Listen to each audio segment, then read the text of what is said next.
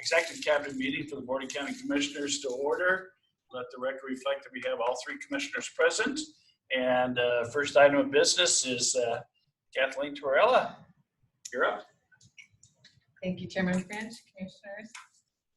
Kathleen Torella, the Director of Community Services, Housing Community Development, and we wanted to present a request to the Board of County Commissioners to approve our request to allocate the third round of Community Development Block Grant Coronavirus third grant of resources in accordance with the Housing Community Development Advisory Committee's recommendations as outlined in the handout 0, which is the BOCC memo.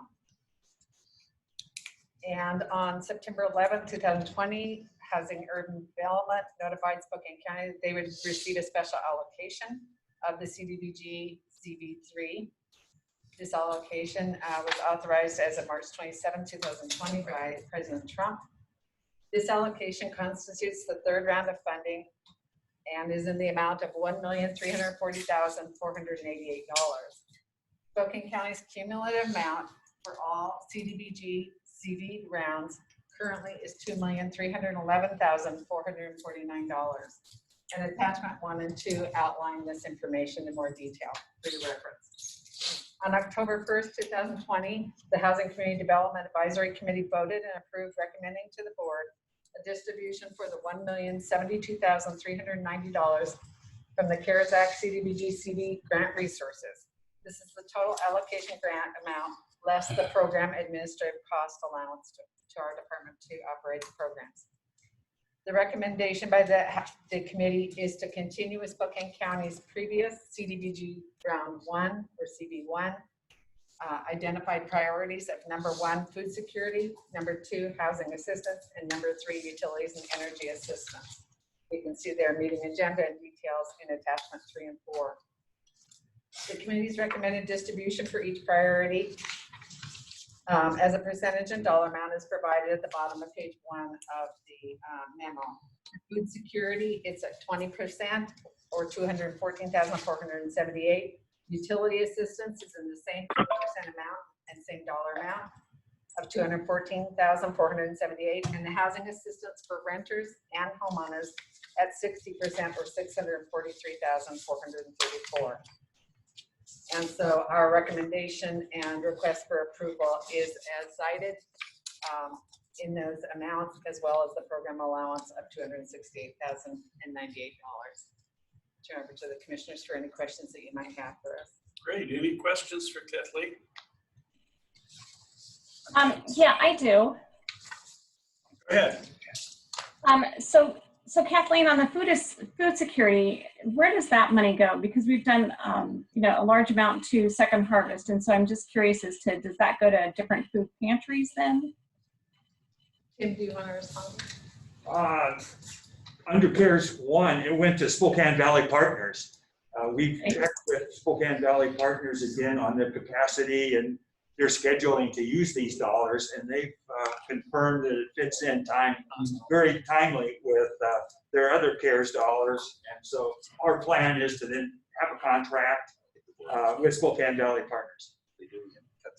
Okay, great. So, because I know they got some additional funding through Spokane Valley, but that's good because I know they do different things than Second Harvest as well. I know they help, Second Harvest helps some, but they do additional. So, okay, so the food security, then that's going to Valley Partners with them. And then I guess just ensuring, so these CDBG dollars that this is for basically everywhere in the county except the city of Spokane, because the city of Spokane got their own funding, correct? That's correct, yes. This covers the unincorporated areas in the 12 cities and towns that participate in our urban county consortium, and of course excludes the city of Spokane residents. Okay, great, thank you. Who do you have with the housing assistance and the utility assistance? Who do you contract with for those? We have a number of providers. We are currently contracting with Spokane Neighborhood Action Programs for mortgage assistance through their housing counseling program. We are looking at utilizing these dollars to fulfill a gap with rental assistance At this point, we haven't identified an agency. We're going to query a number of them to see what their capacity is that are currently administering rental assistance, but that's our plan, to allocate, I believe, up to $500,000 towards rental assistance with CDBG dollars. And without duplicating the eviction rental assistance program funding as well. Okay, because that's, I guess that's what I was trying to figure out. Since we have the other rental assistance, I keep, talking about mortgage assistance and trying to figure out how we're helping in that realm. Okay. Josh, any comments, concerns from your standpoint? Nope, we're good. Well, and So- one thing if I could mention too, is that which we didn't have when I did the memo, we just got confirmation this morning from the Department of Commerce, is that with the CDBG funds, we have up to 3 years that we can spend the funds and have a 6-year performance period. So we have a longer amount than we do with the eviction rental assistance program. That's only through the end of this year. So that's why we didn't want to just not carry forward any kind of rental assistance as well. And with the Valley Partners as the distribution point for the food, that is open to everybody in the county other than city residents and stuff. And so do they take efforts to make sure that folks on the north end and south end of the county are aware that that's a distribution point for them? Yeah, I believe that that's the case because they have been historically serving people outside of the valley. Okay. So that's just a matter of, their business. Okay. And I'm not sure all the avenues that they're doing to market it, but I do know I heard them on the radio this weekend. Yeah. Okay. So you need a motion from the board, or are you going to bring this forward as a resolution? We'll bring it forward as a resolution. We just Okay. wanted to make sure that you approved it prior to our doing so. Okay. Anybody object to that? No, I'm good. I think it's a good split with the 60-20-20. I like it. Yep, Very nice. good. Okay. Very good. Thank you. Thank you. So then, Ms. Smith, you're up next. Thanks. Marion? Good morning. This is Arian Schmidt. Allison Polson with Better Health Together will be joining me. I think we're a few minutes ahead of schedule. So I may, if you want, just share a little bit of what culminated in this request for an agenda item. Over the last, I'd say month or so, there have been a number of topics that have sprouted up related to broadband and device accessibility. And because of that, I thought that this might be a good time to bring before the board for their consideration and discussion. The ones I am aware of, and Allison, when she's able to join, can definitely expand on that with their role as the ACH for the region. As you're aware, there was significant COVID funding for telehealth and behavioral health. And Dan Barth from the Inland Northwest Behavioral Hospital presented, I think a couple weeks ago, to the COVID recovery group of how he felt that that still was an area that needed attention and investment to ensure the long-term accessibility and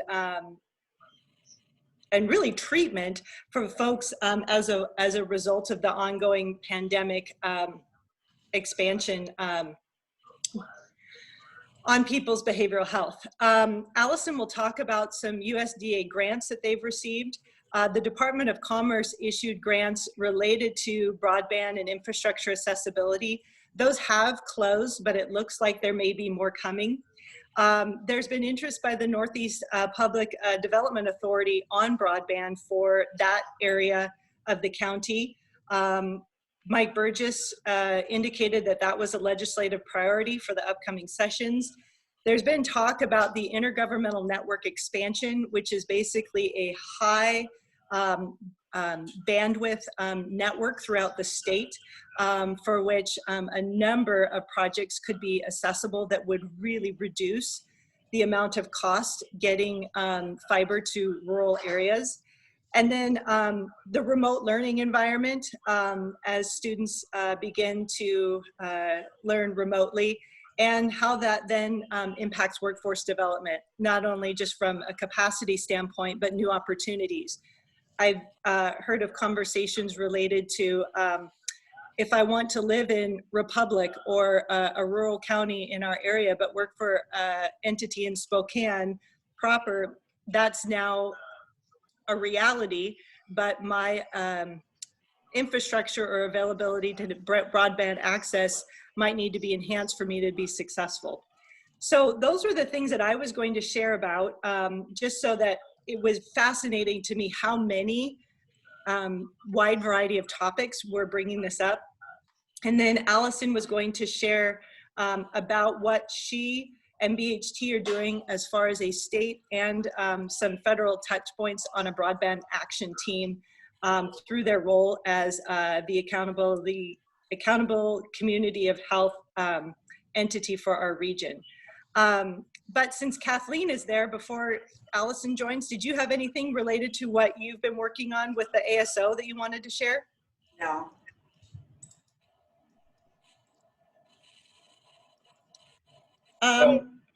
Yes. No, she said no. Okay. So I really don't want to speak on Allison's behalf before she joins. Any other thoughts or questions or ponderables?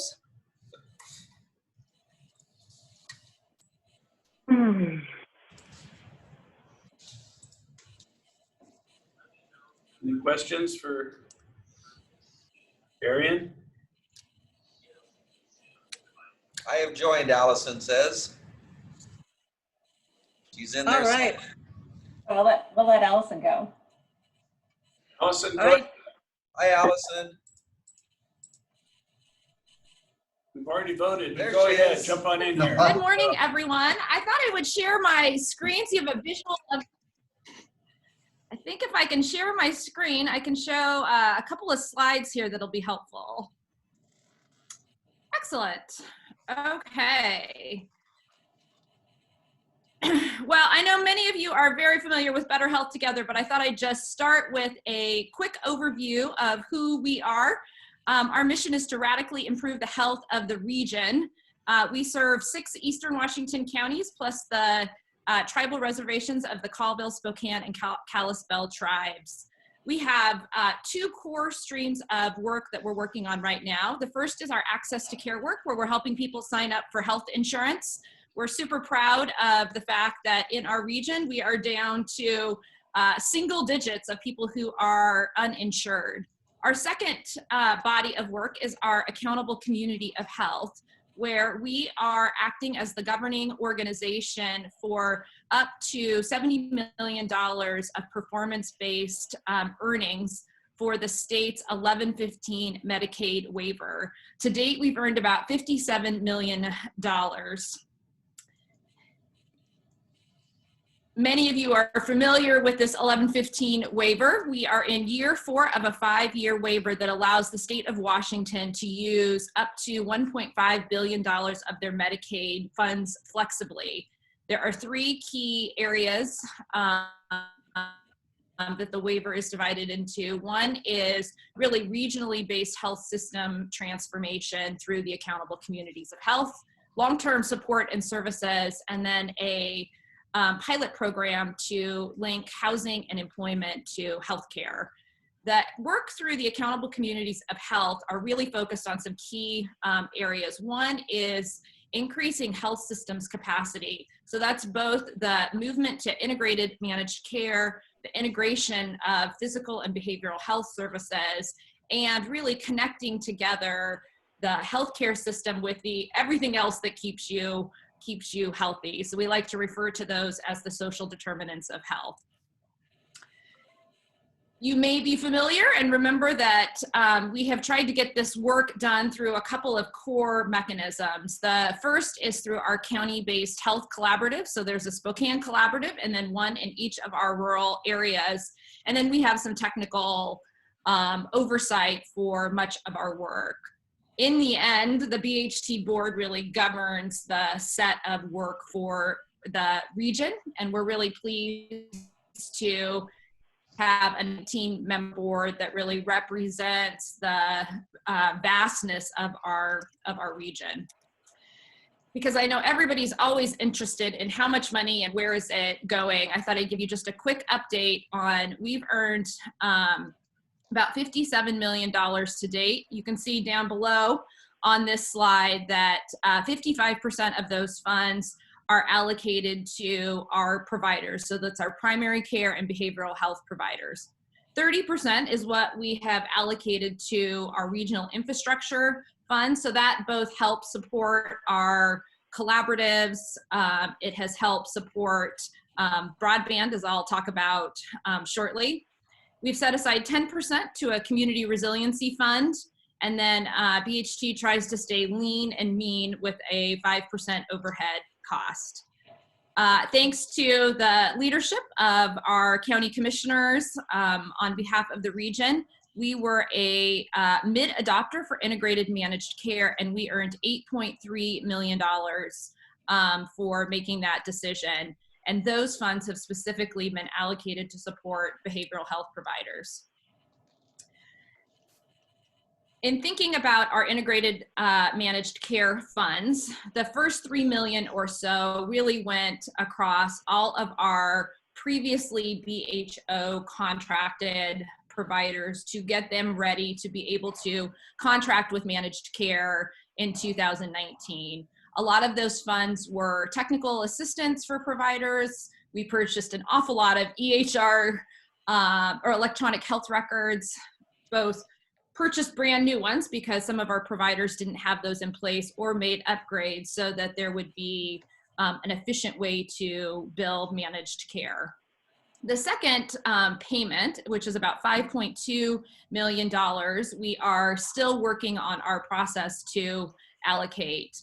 I wanted to give you a sense of how we intend to spend these funds. So one is to really support health equity and increase access to behavioral health services. We really wanted to be data-driven in how we were trying to expand sector and really looking at multi-sector impact and our ability to promote this cross-sector engagement. We love every opportunity we have to leverage other funds and intend to use these funds in that way. So to date, you can see we have allocated several different strategies in place. The first was some funds to support a behavioral health inventory, which we just released last month, with a set of recommendations on how we will think about further making investments. We also set aside funds for telehealth. And I know this will be very familiar to all of you. We expected telehealth to take, I don't know, 3 to 5 years to really implement, get providers ready, get patients ready. And COVID gave us the opportunity to see how quickly we could do that. And so much of the funds that we had expected to invest to help support that, our providers were able to absorb into their current structure so that they could move to telehealth. Our region has been exceptional, both on the primary care side and on the behavioral health side, in making that shift. We've also recently released $2.5 million in criminal justice pilots to support or connect to behavioral health access. So those RFPs or that RFP will close at the end of this week. We have $500,000 set aside for our rural partners, $1 million for Spokane County, and $1 million with a focus on youth. And then finally, we have set aside some funds for workforce development and providing support for our behavioral health providers to make sure that their practitioners have dual certification, which helps us build out some of those issues. So I'm going to talk now a little bit about our broadband strategy here. As we all knew, broadband is a tremendous issue all across our region, really significantly in rural areas, but we know there are parts of Spokane County that also have broadband challenges. I would be one of those. I'm super happy that nobody in my family is online learning today or trying to have a Zoom while I'm doing this, so that we had enough bandwidth for me to be able to do this. So we've been really looking at what could we do to support that. And really up until the last few months, it has felt like this is a huge problem that seems hard to solve.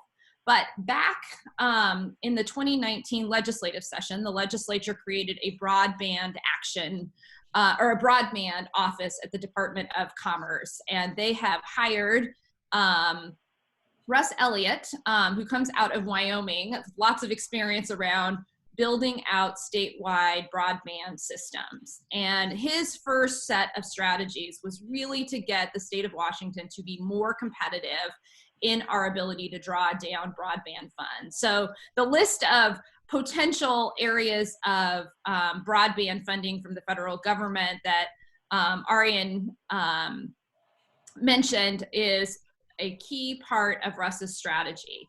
But one of the things that we learned as we were looking at this is that Washington State does not have great data to show where there are pockets of broadband not being accessible. So you may have seen through a variety of different resources an encouragement for residents to test their internet speed. And you'll see there's a great map that is being built that shows how underserved a lot of our communities are by broadband, which strengthens our ability to be competitive in federal funds, because a lot of those federal funds are based on need. So as Russ and I were starting to talk about what would be an opportunity to sort of ratchet up the competitiveness for Eastern Washington, he developed a partnership with GeoPartners and a grant writing firm called Learn, Design, Apply. And they have packaged together a project scope that would allow communities to identify projects, be able to do some early mapping of that, and some preliminary financial modeling of what it would take to get that area to an appropriate level of broadband access. This would give the broadband office sort of some shovel-ready projects to be able to apply, so that as we see more and more opportunities coming out from the feds, that we've got an established list of projects. So this is a statewide strategy. Russ has been all over the state trying to build up support for the model. And as we at BHT started thinking about our telehealth strategy, we're like, wow, we could fund quite a few projects with that telehealth strategy. And as we're early in the process of this strategy with the state, maybe we can help get more of our shovel-ready projects available. So without any concern, our Medicaid waiver finance work group recommended the funding of 18 projects across the region. So that's 2 per county, plus 2 for each of our tribal reservations. So we're in the process now of establishing broadband action teams in each of our counties and the tribal reservations to start to literally identify this area has low broadband access. How can we get that mapped? And then how do we partner that with this grant writing firm? So that is sort of the structural piece, right now that we are working with. In our rural counties, WSU Extension has helped support the formation of these broadband action teams. And there's not quite a clear structure here in Spokane County. So I'm just delighted to be with you today to sort of offer up this opportunity to look at some projects that might be needed in the region. We've certainly received some great outreach from a couple of school districts, the Northeast PDA, that I think we've got some good opportunity for folks to be working together. But I wanted this to be on your radar screen because I suspected you might have some opinions of where we might focus some of the Spokane County work overall. So I think with that, I'll just pause and see if there are any questions. Any questions, either Mary or Josh? I do. So Allison, so kind of where, you said there's 2 projects, in the counties and stuff. And so where so far in Spokane County are you looking, and kind of where the needs are, I guess, if you haven't have something? Yeah, no, I don't have any Spokane County projects. We really just see ourselves as a bit of the funder here, and then are happy to be supportive of any county efforts. So I don't have any identified projects. Just I know that there are a few folks that have reached out to us who have heard sort of through the grapevine that we have some funds. It seems like a smart strategy would be to identify either if there is a role the county wants to play in developing a broadband action team, or I'm also just happy to keep you in the loop as we start to explore projects. The one thing I would add, I should have said this at the outset, the grant writing firm that we're working with has identified probably 8 other agencies that will have funds available for broadband. And so while this first round of Community Connects is probably more designed for rural and tribal reservations than a more urbanly dense county like Spokane, there are a number of other opportunities, again, that I think if we start thinking about how do we identify where there are gaps in the community for broadband access, then we can start to channel our efforts into some of those other grant opportunities. Okay, because we know with the schools that we definitely have those gaps in, out the city of Spokane and Spokane Valley, the urban areas. Yep. So there's a lot of rural Spokane County that does not have the service that they need. And so, yeah, so trying to figure out how do we get there and so anyway. And we're happy to do some further thinking. I think I wanted to just be aware that as the county infrastructure, that you may have some ideas of where you have key areas of focus. And if not, we're happy to look at the data and see, gosh, it's super clear that this part of Spokane Valley, or I'm Mountain Valley, Valley doesn't have service, and then start figuring out what's the team of folks that we need from a group of partners to actually apply for the grants. We're just paying for the capacity to get a network mapped and a grant writer so that we can be more competitive with these federal funds. Okay. Because even down in Rockford, if you, Yep. from you, you can't even get cell service there. So, so I'm not even sure, what we do, for emergency purposes and, any of that. So, you can't even do a hotspot for school because there's no cell service. Right. I can give you lots of examples from the Freeman School District for sure, as we have tried to online learn out here.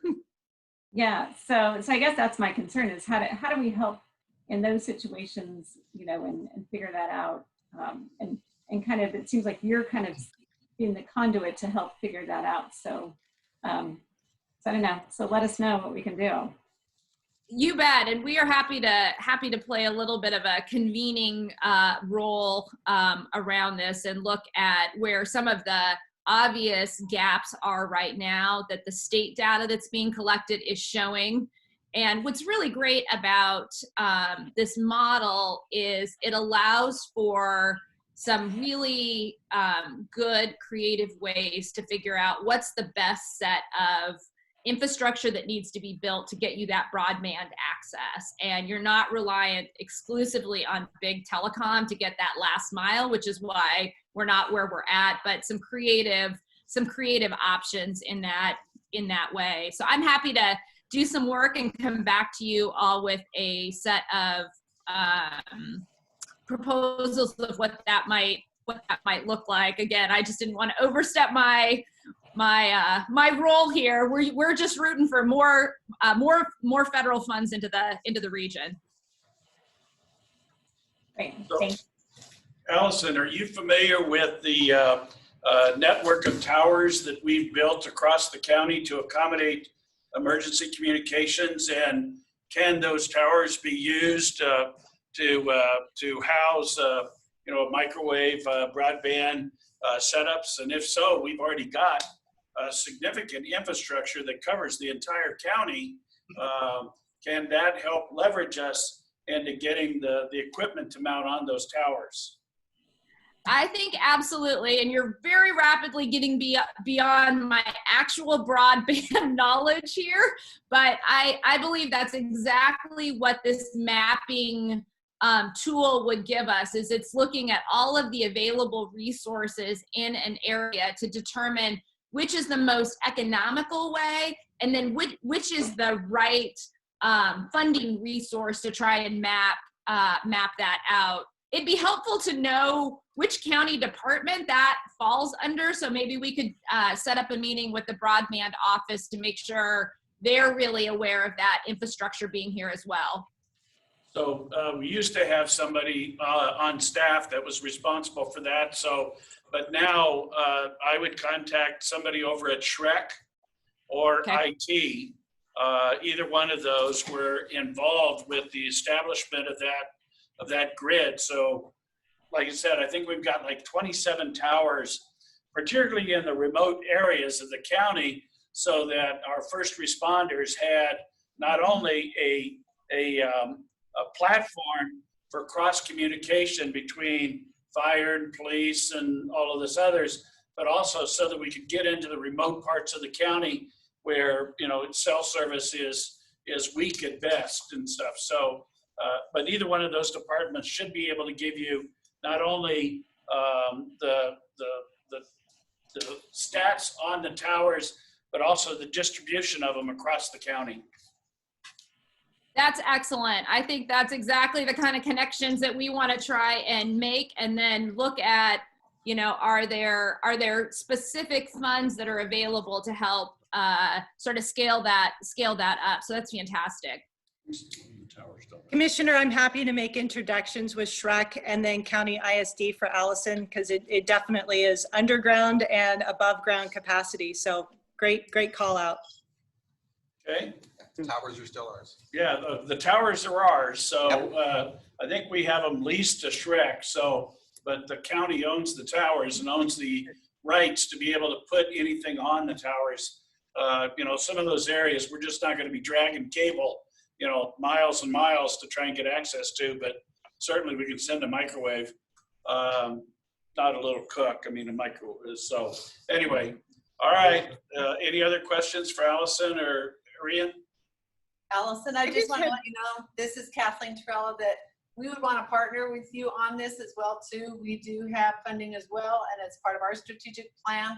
So we would like to be a part of your process as you're going through it too. Fantastic. The more the merrier.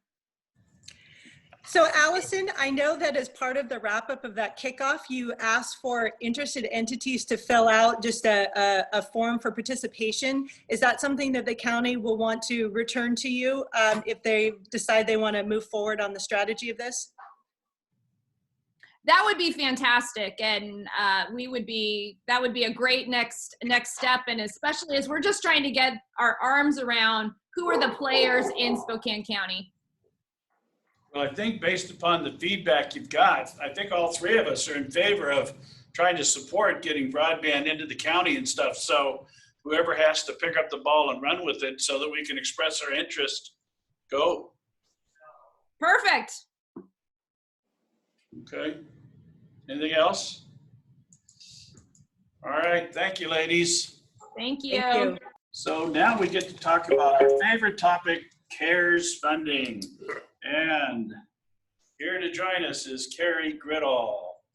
Any new information you have to share with us, or do we just start going down the list? I would just start going down the list. Okay, first up, Mr. Rob Allen, Inland Northwest Farmers Market. Are you with us? I see him over there in the corner. There you are. You're on You need mute. you're on mute. Okay, now I'm here. Thank you. Floor is yours, sir. All right, thank you for having me back again. Today I'm speaking as board president of the Inland Northwest Farmers Market Association, which consists of 10 farmers markets, 8 in Spokane County. Joining me on the call today, hopefully, are our association's executive director, Lizette Allen. I haven't seen Lizette come up yet. She's got our PowerPoint presentation, but She's there. you've had it ahead of time. And our partner, Link Foods, represented by Partnerships Director Brian Estes, who happens to be past president of the Washington State Farmers Market Association. Brian, you want to just wave there so they know which one is you? Howdy. Okay. All right, thanks, Brian. Link is a locally owned farming cooperative made up of 50 Inland Northwest farmers, half of which are in Spokane County. You've had our detailed presentation in your packet since Friday, so I'm going to concentrate on just a few slides to keep my presentation brief, allowing plenty of time for questions and discussion. First, I personally want to thank you for the funds directed to 3 of our markets and our association through the Inovia Foundation last month that allowed us to end the farmers market year in the black. Speaking for my own Fairwood Farmers Market, it wasn't until those funds were allocated that we breathed a sigh of relief for the 2020 market year. But today we're here to outline 3 needs. 1, a $28,000 shortfall in federal funds for food boxes already distributed at farmers markets in Spokane last week. 2, $540,000 to provide 9,000 20-pound truck-to-trunk food boxes during the holiday season, November 1 through December 31 in Spokane. And third, help with anticipated food box deliveries after December 31 in the event that the CARES Act is not funded by Congress before year's end.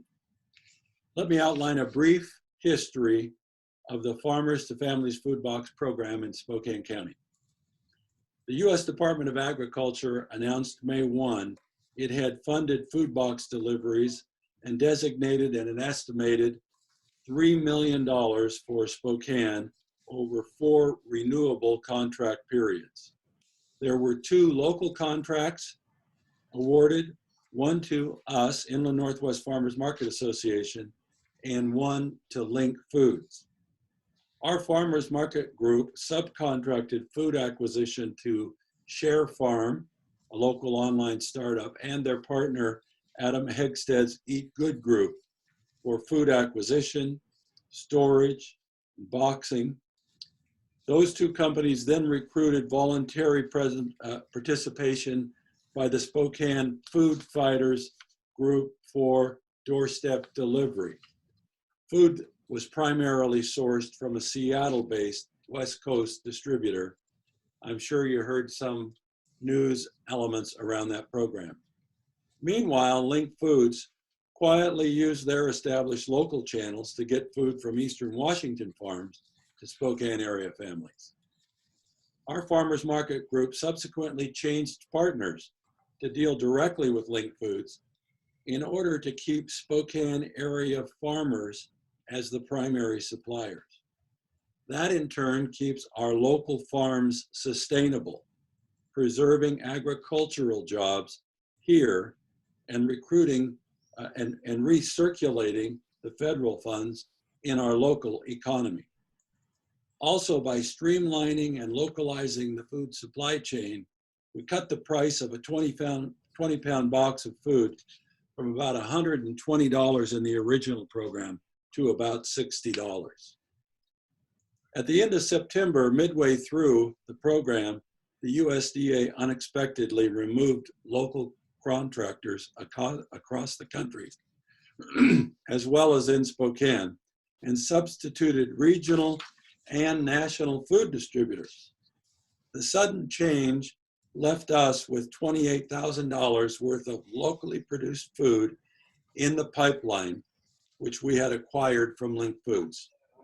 We distributed it at our dignified truck-to-trunk pilot program at farmers markets just last week. Our drive-up model preserves the dignity of local families who may be facing food insecurity for the first time. We simply pre-pack a box of locally sourced fruit, vegetables, protein, and dairy products. We pass the box from our refrigerated trucks at farmers market sites to their trunk or back seat, and they drive away. For those who may be too embarrassed to go to a food bank, this presents a dignified alternative. However, USDA will not pay for that food we delivered last week because we purchased it for the next contract period. We're asking that you consider covering that cost with your remaining CARES funds for Spokane County. When we learned the new regional and national distributors did not have a last mile plan for Spokane for October, we contacted the closest distributor and offered to deliver food boxes at our local farmers market sites. For the next month, the food won't be local, but our community will be fed. However, after October 31st, there is no local or national plan for the Farmers to Families Food Box program. It now looks like an extension of the CARES Act will not be voted on in the US Senate until after they return from recess October 19, if at all. So our second ask is for you to set aside $540,000 to purchase food from 50 local farms for delivery via our new truck-to-trunk model through November and December. Thirdly, we ask that you be mindful that after December 31, all of the ways the community has pulled together will be severely challenged by lack of federal funds. We want you to think of our local farmers markets and Link Foods as community resources for food security. We stand ready to form partnerships that keep funds local to support jobs on local farms while feeding those most severely impacted here by the pandemic. To recap, here are the three needs. One, $28,000 to cover the cost of local food boxes distributed last week that were acquired before the USDA announced their change to national and regional distributors. Two, $540,000 for local food boxes between November 1 and December 31. And three, to think of us as a resource to address the food security needs in Spokane County beyond January 1, particularly for those experiencing first-time cases of food insecurity. We're ready for your questions. Hey, any questions? When you go back to screen, I can't see anybody. Okay, Mary or Josh, any questions? Mary? I'll go ahead and go first. So our CARES dollars don't go beyond December 30th. So that's the last day for us. So we can't look at, what's going to happen unless they come back to us as well and say they're going to extend the deadline on those, for the spending, which is kind of the quandary that we're in with that. So I guess, so you're saying the immediate need is, so the 28,000 is basically they've stopped the program, you didn't realize it, and so you have that funding need right now. And then I guess my other question is that as we look, we're hitting where we're going to get frost here, probably in the next few weeks, and hitting that point. So where is this food coming from? Because I know you guys are trying to do fresh produce in these boxes. I've talked to a couple of people about the program, which is so where's your fresh produce coming from, and how are you getting that as the farms are not able to produce any longer? Brian, could you take that? Sure, I'd be happy to. And again, my name is Brian Estes. I work with the Link Farmers Cooperative. We're based out in Spokane Valley. And I think to speak quickly to the time frame for the CARES Act as well, I know we're in pretty close conversations with folks at the State Department of Agriculture and Governor's Office around programming that would likely start with the new year. So the kind of criticality of this kind of stopgap November, December timeframe, I think is where I know the cooperative is kind of most concerned about what the lay of the land is. Speaking to fresh produce, so we work with in excess of 50 growers from across the inland Northwest. As Rob mentioned, about half of them are based in Spokane. And we work with kind of the full spectrum of produce producers, as well as ranchers, dairymen, grain growers. Speaking specifically to fruits and vegetables, that's a big portion of our business is with universities and school districts who are not, not buying food during what we envision as kind of peak harvest season in the summer. So our growers have worked very hard on growing practices, storage practices to allow a pretty broad diversity of tree fruit, root vegetables, winter hardy greens being grown in greenhouses and high tunnels, as well as other storage crops, such that through into March especially, we've got probably two dozen different types of fruits and vegetables available. And we do offer fresh produce that's all sourced from here in the inland Northwest year round pretty comfortably during our normal operations. So a big part of the box program to date has been having a good variety of those kind of different categories of crops, and certainly through into the early new year. That's not a having that diversity isn't a challenge for where the co-op is at after a few years of being at this. Thank you. Yeah. Josh, any questions? May I ask Lizette, I believe she had a comment she wanted to make relative to our nonprofit partners and how they differentiate from some food funds you've already established. Lizette, could you speak to that? Absolutely. Well, good morning. My name is Lisette, and I'm with the Inland Northwest Farmers Market Association. So yes, in speaking to Rob's comment, so our program intersects with 12 different nonprofit organizations that serve the most at-risk and vulnerable families throughout the Spokane County community. So we currently have 12 different nonprofits that are part of our program here within Spokane, and will be moving forward. So these nonprofits, so they include Ronald McDonald House Charities, Vanessa Behan Crisis Nursery, the local community centers within Spokane, and we have quite an extensive list in the PowerPoint.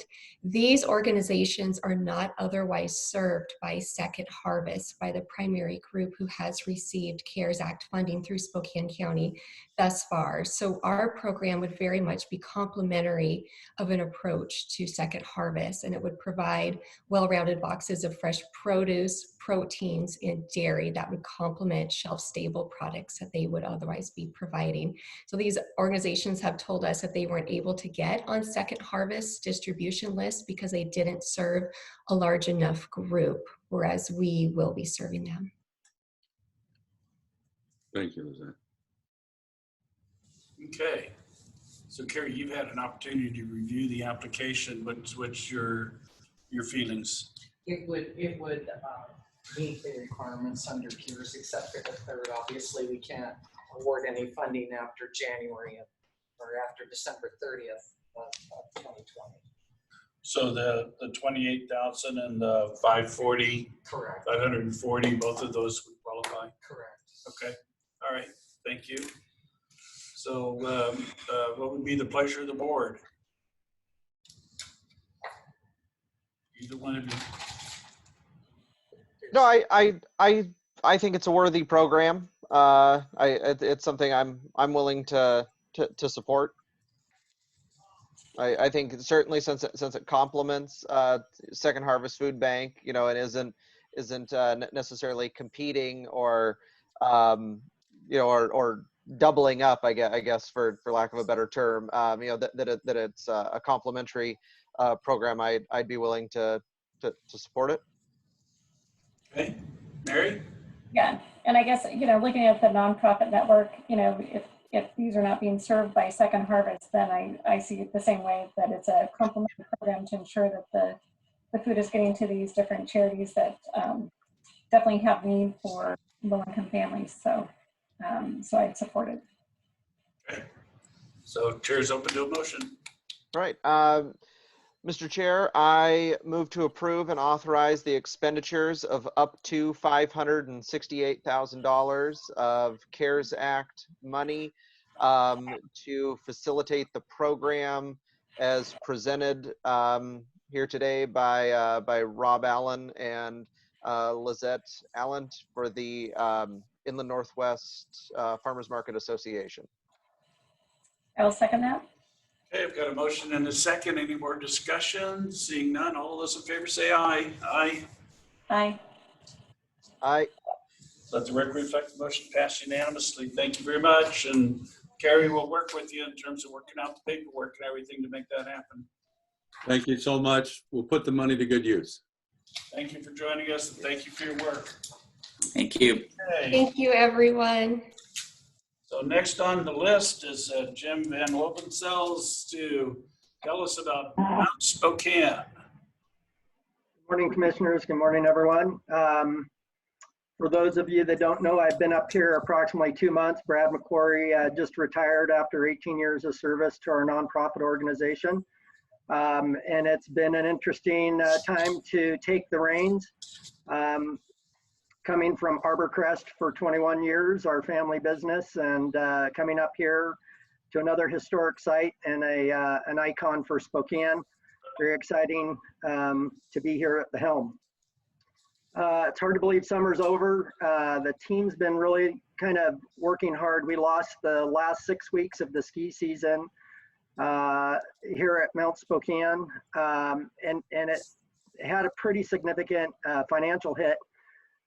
We were able to receive some PPP funding, and then over the summer, interestingly enough, our season pass sales gained some momentum, and we've caught back up from our season pass sales standpoint. So the good news is, even though we lost the end of the season, that the interest level and people are starting to show their willingness to get out and participate in outdoor winter recreation. And so we've been in preparation, knowing that Spokane County will hold in phase 2, probably through the entire ski season. Had some really good forward-thinking conversations with Dr. Lutz, and realizing that the outdoor activities we can keep very safe and the indoor as well, but losing half of our capacity on the indoor facilities at Lodge 1 and 2, and with our ski school groups only being able to do groups of 5, that we're going to have some challenges in continuing operations. We know every program will be shifting and is shifting, and we're preparing to move as much of the operation outside. So rentals, we'll have staggered meeting times for our ski lessons, the smaller groups of 5 where they self-group if they know other families that they hang out with and they want their kids to be together, but no larger than groups of 5. So with that reduction on the indoor spaces, we're looking at opportunity to still serve our customers' needs and serve it outside where we know we're going to have inclement weather. We know it can be, it's youth and children, and we have to have the ability to adapt. And, so we're switching gears and really looking for ways to, from the time the guest gets here, to provide a safe environment for our staff, and to provide a safe environment for the outdoor recreation. So what I did was I went through, and these are areas in this ask that I put together that will help us sustain kind of under the COVID operations, but also long-term wise, as our skier bases continue to grow, allow us to expand those operations and offer those services into the future. As I mentioned, just taking 50% of our furniture out of the buildings, having storage up here is a premium that can kind of go through the harsh winter. So we've already kind of started the breakdown process and starting to get it to where you have the aisleways and the tables spaced out. We're looking at different ways to have advanced purchases. If people purchase a week ahead, they'll be able to get them in the mail. But at the first site for will call, if they purchase within 24 hours, we want them to be able to drive into the upper parking lot and have tickets on will call, which is why we're asking for some trailers up there. So before it's basically car to lift, and they don't have to come into the buildings. We're going to ask the guests to boot up in their cars and try and avoid using the indoor spaces. And even put some concessions in the parking lot with local food truck vendors, as well as some of our own mobile food service pods, I'm calling them, or containers, where they can have their breakfast at their car and then again go breakfast or lunch and go straight out to the lifts.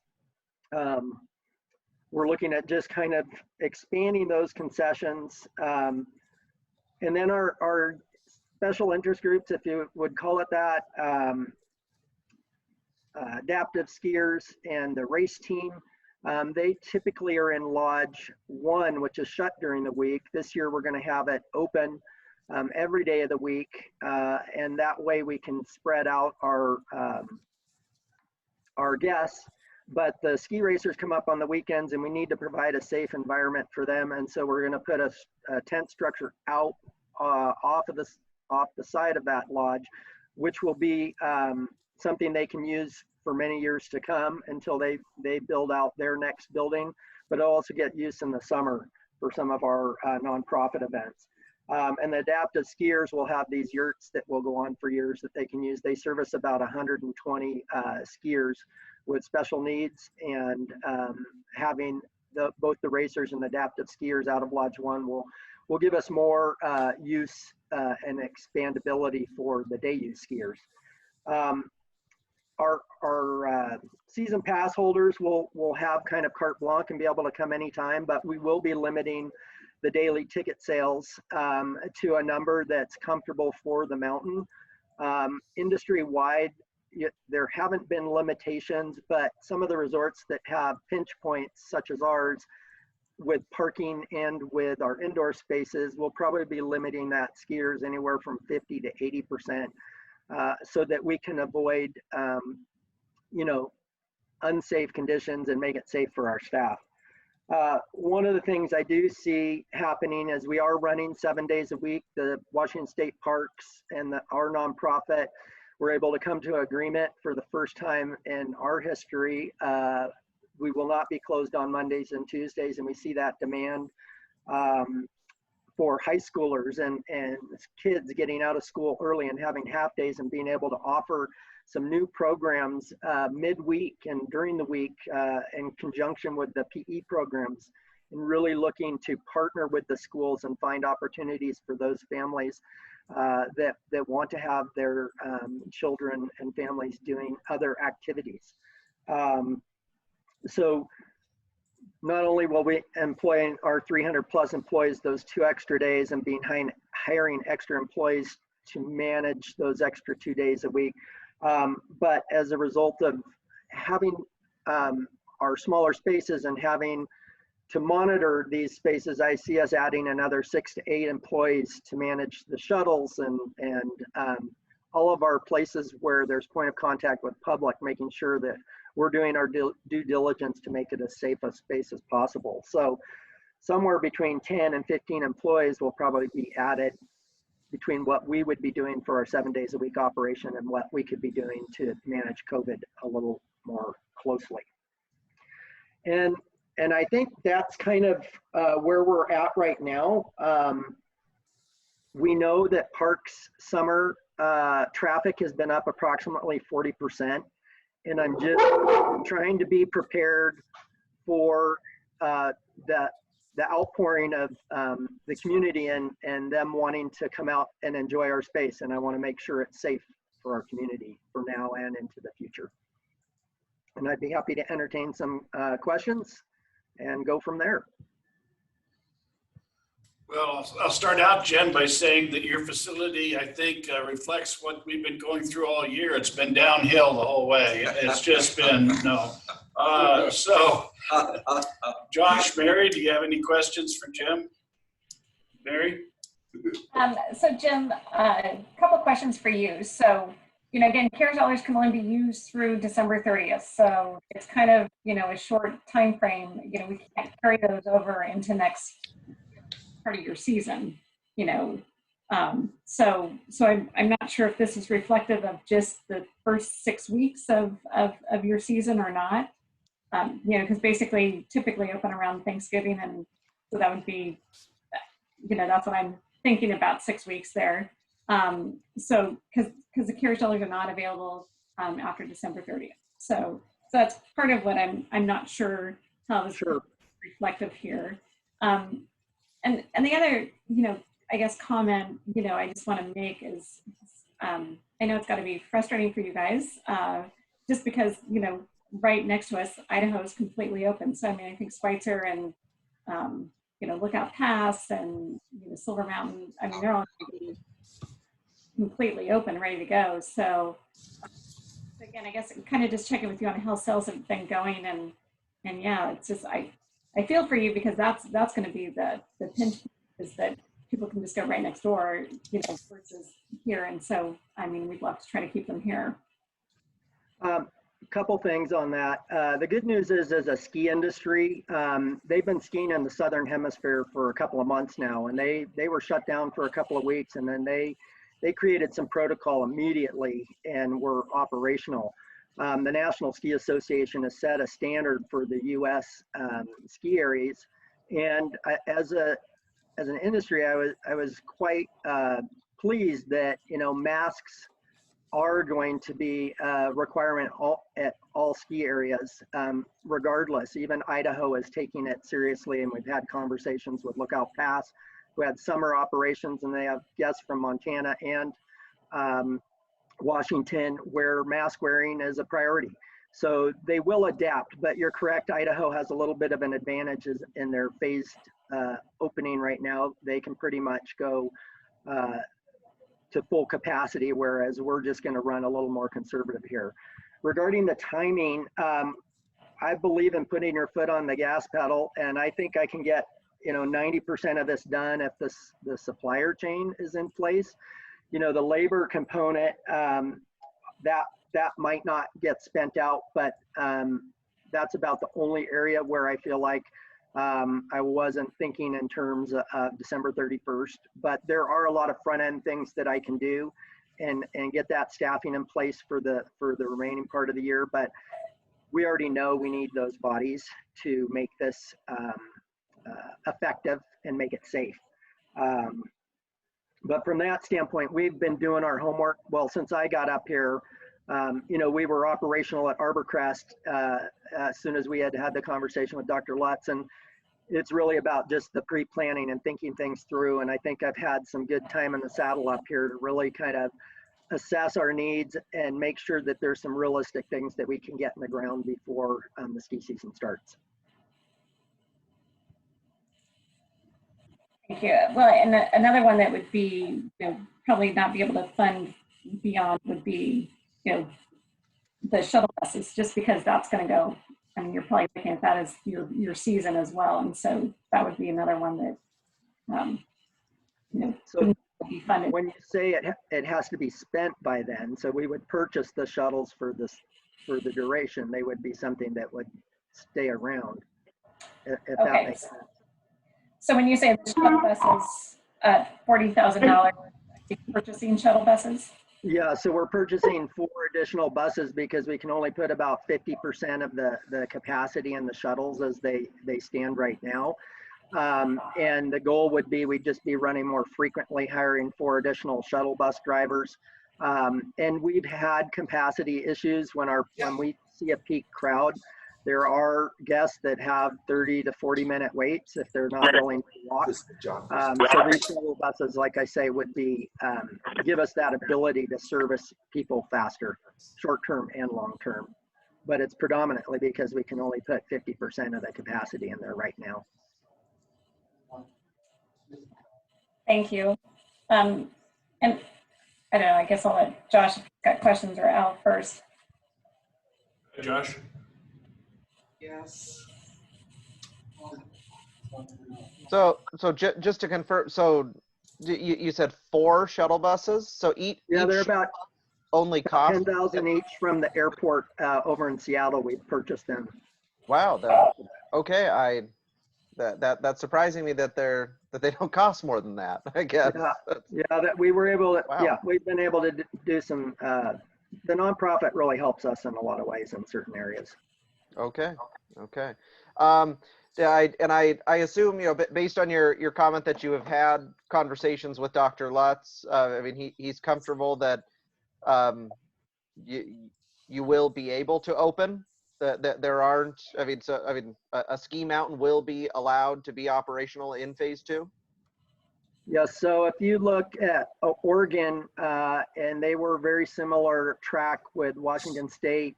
Mount Hood was open all summer. And we are in conversations with the task force right now. I think there's been about a month of conversations with our executive team. There have been no indications that ski areas will be shut down. There will be the indoor limitations. Most of the other ski areas are in less restrictive stages. Being huddled in with Spokane County is certainly, most of the ski areas don't have the population bases, so they are in stage 3, and for the most part, I would say we're one of the most restrictive ski areas in the state right now of our 35. But do you have an assurance at this point, though, from Dr. Lutz that you will be able to be open this year? We were waiting for the task force to put their guidelines, which should be within the next week. But my conversation with him in July, there was no indication that he said we wouldn't be able to operate. Okay. Okay.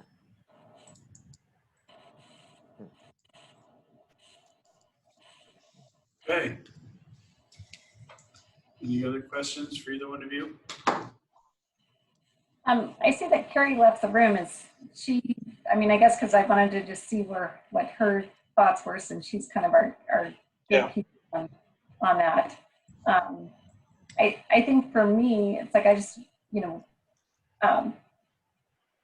I still have a few questions. One of them's, ensuring that, talking to Dr. Lutz to make sure that he's okay with the resort opening. And Jerry is coming back. The reason that Carrie left and John left is that Gil's been exposed to COVID, or has COVID actually, and they were at a meeting with him recently, and so they're going to go isolate or get tested or do something. So that's why they left. But we all just saw him on Friday too. That's groundbreaking. Yeah, we all saw him on Friday. Oh, dear. Mary, I'd be happy to answer. Again, most of this, the way I look at it is these are short-term fixes for COVID and long-term solutions for expanding our outdoor capacity. And it will certainly help us as a community nonprofit here in the region. Our skier base was up around 127,000 skiers in 2018, 2019. Last year, we would have broken that skier volume had we not shut off 6 weeks early. The demand for outdoor winter recreation this winter is high, and like I say, these are things that will help me be prepared to make it safe on the mountain here. Thank you. I appreciate that, because I do know, as we've seen our parks and everything, with this, everyone's still wanting to figure out how they can get outside, how they can be safe, and all of that. So I appreciate those comments. I just feel like I may not be ready to vote today, but just like I said, have a few more questions that I just want to get, confirmed, or, but that's just me. I don't know where my 2 commissioners are. I'm with you on this, Mary. I want to help Mount Spokane out. It's a huge asset to this community. I need to talk to Dr. Lutz and just make sure that I mean, we've been burned more than once looking at what other states are doing and other states' progression and thinking that somehow correlates to us. And so I want to make sure we get a thumbs up from Dr. Lutz that he doesn't see for, some reason or some opportunity that you're not going to be able to open up. I mean, if he gives the green light and says, nope, they're going to be able to open up, then yeah, I want to help you out. But I need to hear from him first that is. Sure, and I don't disagree with you. Obviously, that is a concern of mine as well. But I do believe from as long as the task force hands a favorable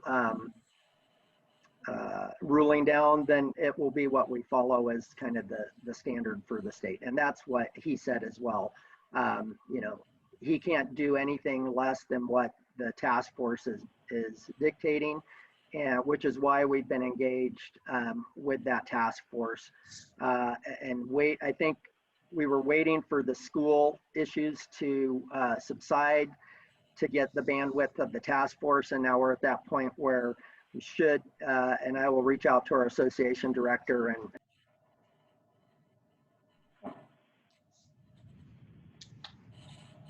You hit your mute button, Jim.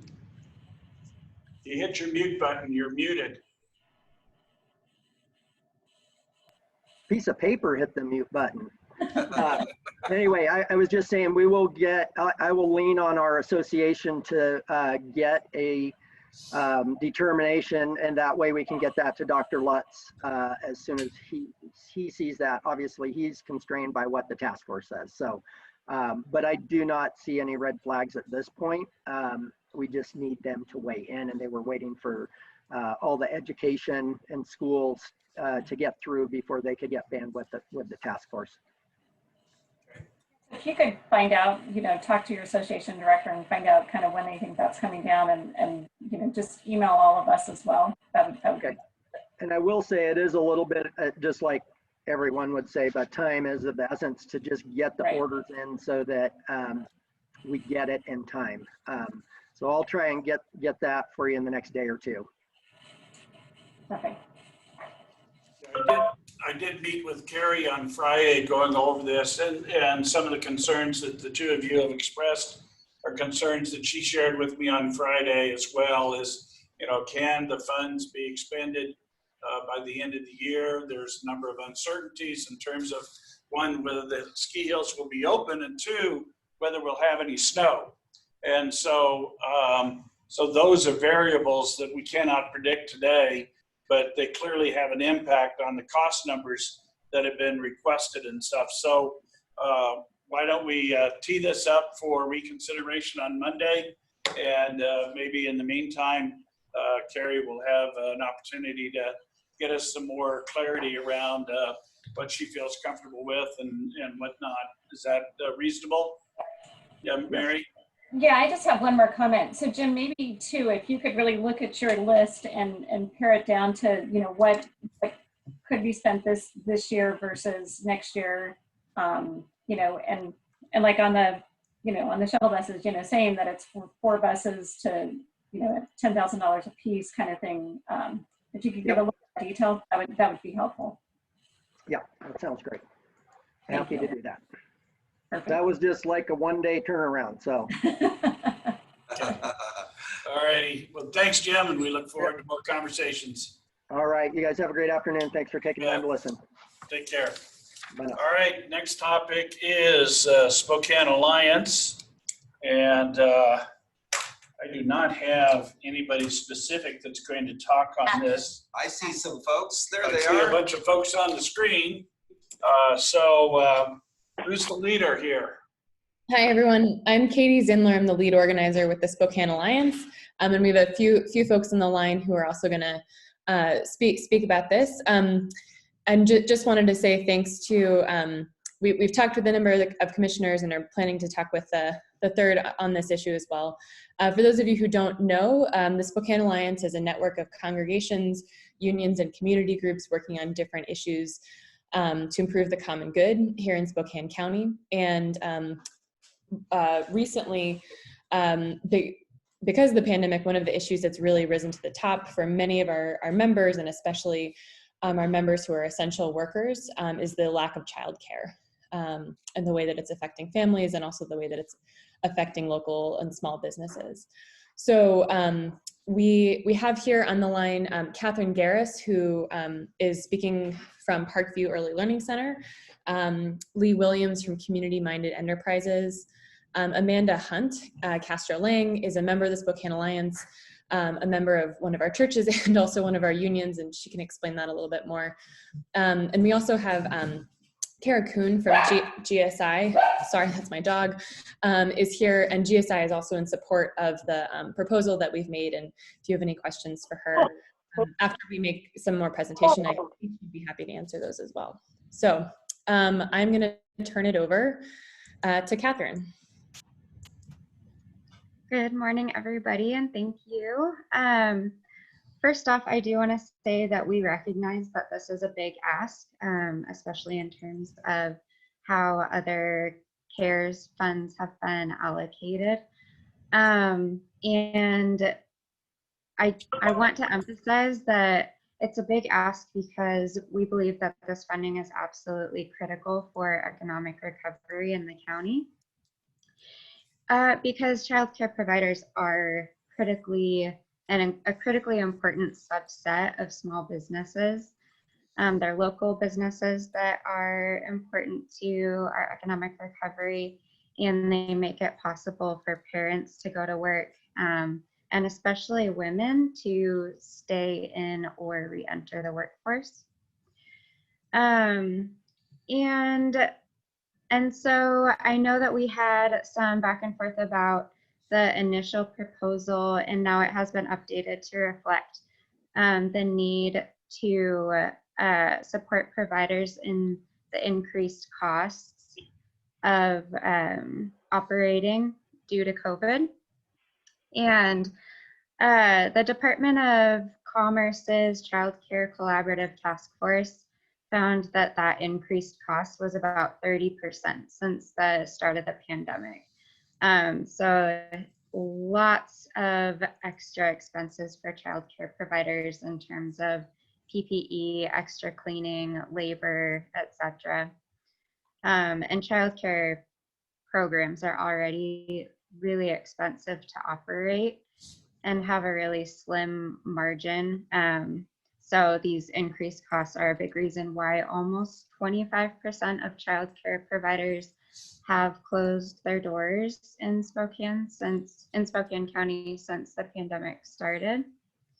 And so the ones that are open now really need the funds to help maintain and rebuild the capacity, and ideally expand capacity, because as we know, childcare was already we were not able to fill the capacity prior to COVID, and now it's extra critical. And finally, an investment in childcare is sort of a 2-for-1. Not only are you adding the jobs with these small businesses or keeping the jobs within those small businesses, but you're also allowing parents to go back to work. So a 2-for-1 deal, so to speak, and a really critical investment that we need right now. And I will pass it over to Amanda. Hi, thanks for meeting with us today. Hello, thank you guys all for meeting with us today. I am considered an essential worker. I work for Safeway and I'm a member of UFCW 1439. I am currently unable to work because I don't have access to childcare. I have a 6-month-old and a 5-year-old, and it's been, extremely difficult for us to find childcare currently under the current situation as well as in the past. But one of the things that you guys could do to help families like mine immediately is if, just like you did with the schools and the supportive day camps, is support this proposal. We've heard concerns about what happens after December 31st. So after December 31st, if you invest in this proposal now, you will have parents that will be able to pay for childcare next year and the year after that and the year after that. So that'll be really important. Also, this is another issue that we've found is that parents need the capacity for children from the ages of 0 to 5 that aren't in school now to have childcare as well. And also children after school. So parents don't necessarily work 8:30 to 2:30 Monday through Friday. My husband, for example, works for the health department. He works from 6 a.m. till 2:30 in the afternoon. So what about the childcare positions for parents? Interesting comment. Yeah. So also, almost half of the parents that surveyed for the Department of Commerce's 2020 Child Care Industry Assessment said that the number one barrier for parents returning to work is childcare. And that's something that, we need to consider in, moving forward here, I think. I hope that, you guys consider this. And I'm going to turn it back over to Lee with Community Minded Enterprises to tell you more about our proposal and how they will operate that. Lee? Good morning. I am very pleased to be here to support this. Community Minded Enterprises has a mission to support health and education equity, and we see this as a really large equity issue as we're looking at getting parents back to work, and we're finding that those that have the least resources are the ones that really need the help in being able to go back to work. So I'm glad to be here. What I'm here to do is just to explain to you how the grant payments will be done through Community Minded Enterprises. We have two primary features to this proposal. The first is a $3 million grant to providers in amounts that would be tailored to the size of their programs. We have done some preliminary calculations that show we could be able to give between $11,000 and $40,000 depending on the size of the program. And it would also be, and I want to be sure to say this, not only child care centers, but also family child care homes, which help to support a lot of your odd hour or weekend, that type of care for people. They're much more flexible and able to be much more flexible. One thing that I think is really important is saying that not only will these funds help them to be able to pay for things, which is previously stated, which was PPE and cleaning, also overhead costs going forward. And there are many costs for childcare that people don't understand. Many of them revolve around food and supplies and mostly staff, very staff heavy in childcare. So as they're looking at expanding, they're going to have to hire more staff and probably do some things to build up their materials and supplies to do that. We have been dispersing other CARES dollars, and what we're getting back from providers is up to 90% of them say that they are willing to expand and can expand. So these funds can go a long ways toward helping them expand. 1 million of the dollars that are being requested are for parent subsidies so that they can return to work. We do get families that come to us. We have a previous program that we have run for 25 years called the Child Care Assistance Program, where we have helped parents locate and pay for childcare who have been in outpatient treatment. We have taken this program and ramped it up to be able to do these subsidies for families. We will develop a very easy criteria. We see the criteria for this being free or reduced lunch qualification. So it's a quick criteria that we can give parents notification that they have this voucher and can easily go to a childcare program and be able to access childcare. As I stated, CME or Community Minded Enterprises has been administering similar grants through Innovia and City Cares funding. We have the experience and the infrastructure set up and in place, and we feel like we can expend these funds before the deadline of December 31st. Thank you. I'll hand it back to Katie. Thanks, Lee. Now we just wanted to also, in addition to GSI's support for this, the Washington Child Care Centers Association has also submitted a letter of support for this proposal. And also Senator Mike Patton has voiced his support for this proposal. So wanted to open it up and see if there are any questions about this proposal. So questions, either Mary or Josh? Carrie's on the line if you have any questions of her. She called in after she left. She called back in, so she's on the phone. I'm on the phone. Okay, great. Thanks, Carrie. Because one of my questions, and this was one of the questions I had the other day, is part of the ask is the $3 million is, kind of for lost revenue that these daycares have had, and CARES dollars isn't available for lost revenue. And so I guess that was one of the questions that I was asking the other day, to see, where we're at on that and what you guys are looking at. What we're looking at, if I could answer that question, what we're looking at is being able to expand services and help programs to move forward. They have a lot of extra expenses. Some of them we detailed, but many, many more related to COVID moving forward that would prevent them from being able to be fully operational moving forward. So this is not for debt relief or income lost. This is to move forward. So with that then, Lee, I mean, one of my questions is then what's capacity? Because partly there wasn't, I mean, we had a reduced capacity because of and all of that. And so that's where I'm just kind of not. Yeah, it's a difficult thing to understand. Childcare is very complex. And there are many expenses that they have, but moving forward, they have additional ones. So they're looking at trying to cover those additional expenses. They need extra staff to help clean. They need extra staff to help make the numbers so that they're lower in the classrooms, to give teacher breaks out of the classrooms, because one person in a classroom cannot leave the classroom until someone else comes in and lets them be able to go.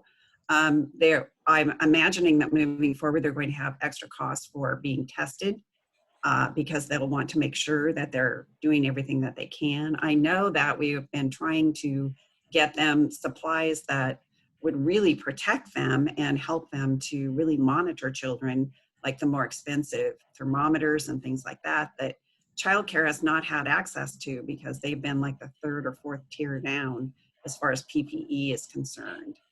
Also, child masks are very expensive. Not all families will be able to afford those. And as I said, this is an equity thing. We want all children to be able to come in and be able to participate with masks. So that's also going to be an extra expense. There are quite a few extra expenses that the programs won't have to have. And then we're trying to encourage them to increase their capacity, because we've lost to 22% of our capacity. Then we were tight before COVID. So what we're trying to do now is we're trying to at least get up to where we were pre-COVID by having programs expand. And in the case of our surveying, where we are talking to them every day, they say to us, yes, they're willing to expand if they can get the funds to be able to do that, to hire the staff and to get their programs up and running.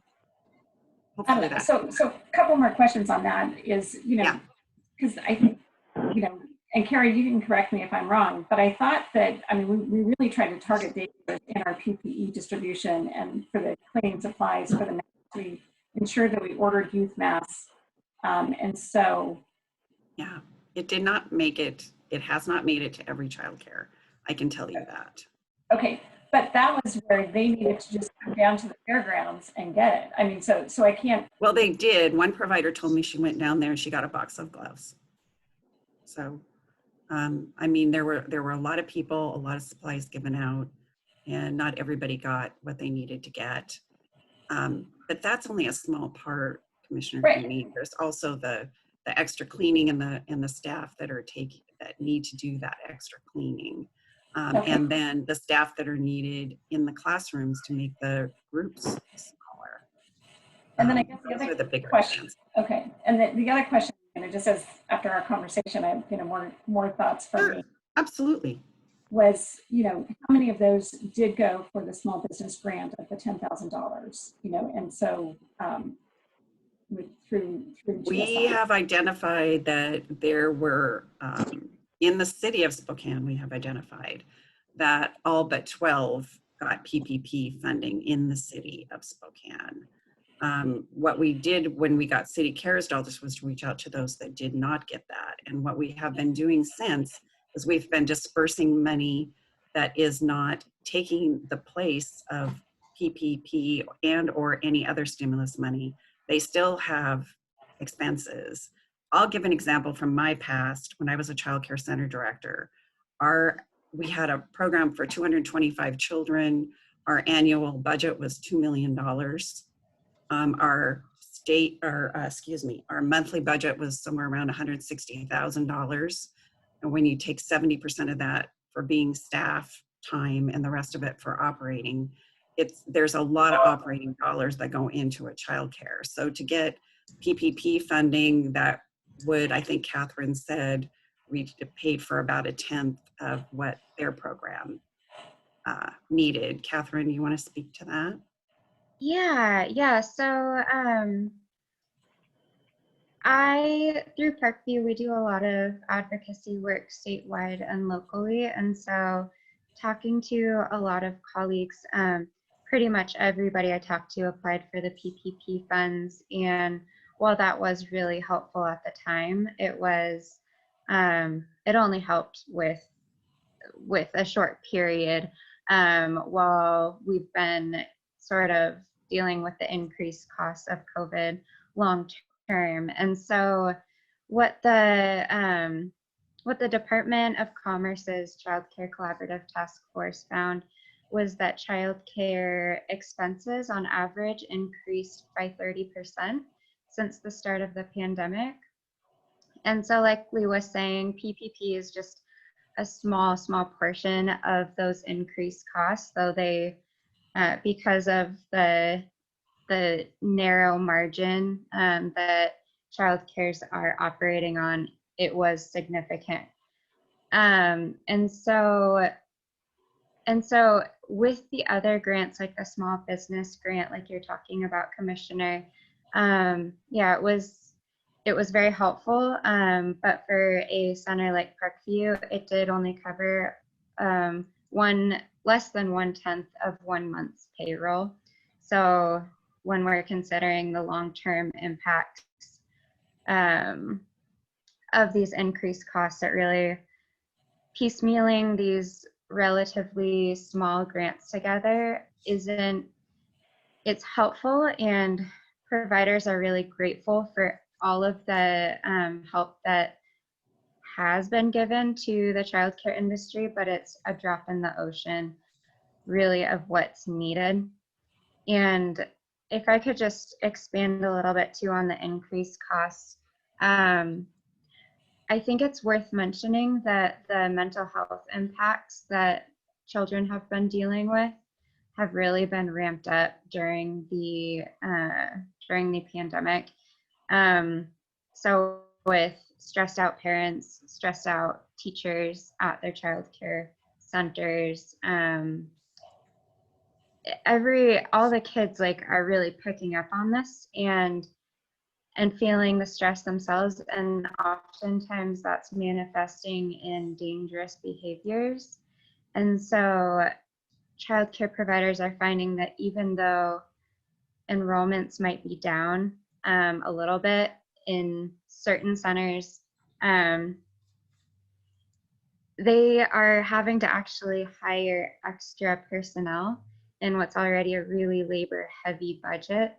And so just to make it a safe environment for those kiddos, make it a stable environment for those kiddos, so kids are getting what early learning, getting out of it what it's intended to, which is to help their brain development.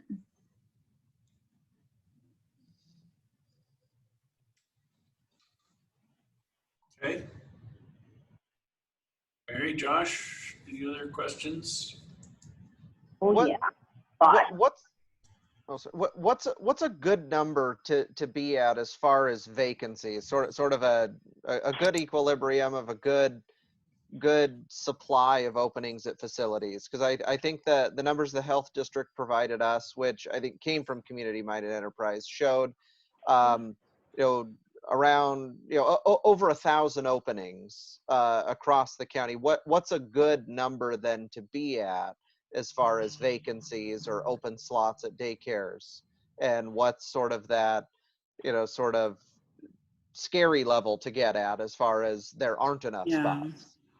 Well, a scary level to get at for an individual childcare program is below 95% occupancy or capacity.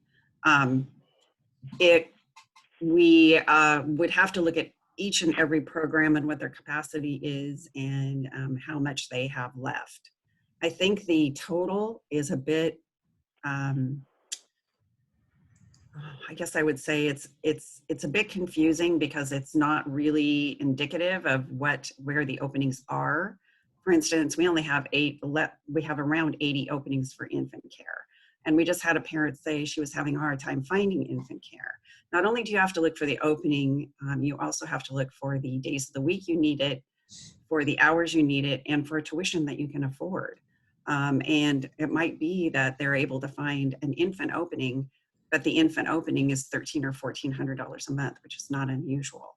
And that's just not something that a parent that doesn't make that kind of revenue, income, can afford to purchase.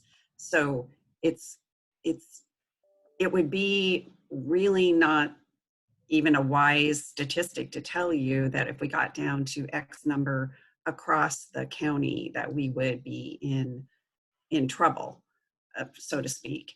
It is very much program by program and what they can take. And if parents are coming to them and they, for instance, they have openings, but they don't have the opening that the parent needs, then the parent has to go someplace else. And so somebody with infant can make 30, 40, 50 phone calls and not find an infant opening. Somebody with a school-age child right now would have a really difficult time because almost 80% of them are still closed. So that's the other thing we have to look at ramping up is, are we going to be having enough school-age slots? So when parents do go back to work and send their children back to school, we do have the ability to be able to accommodate those children. And some of them are starting to go back now. So we're starting to see the struggle that they're having as far as finding those slots. So that's my best answer to that, Commissioner. I'm sorry I can't be more specific to you about an overall number, but that's as specific as I can be about vacancies.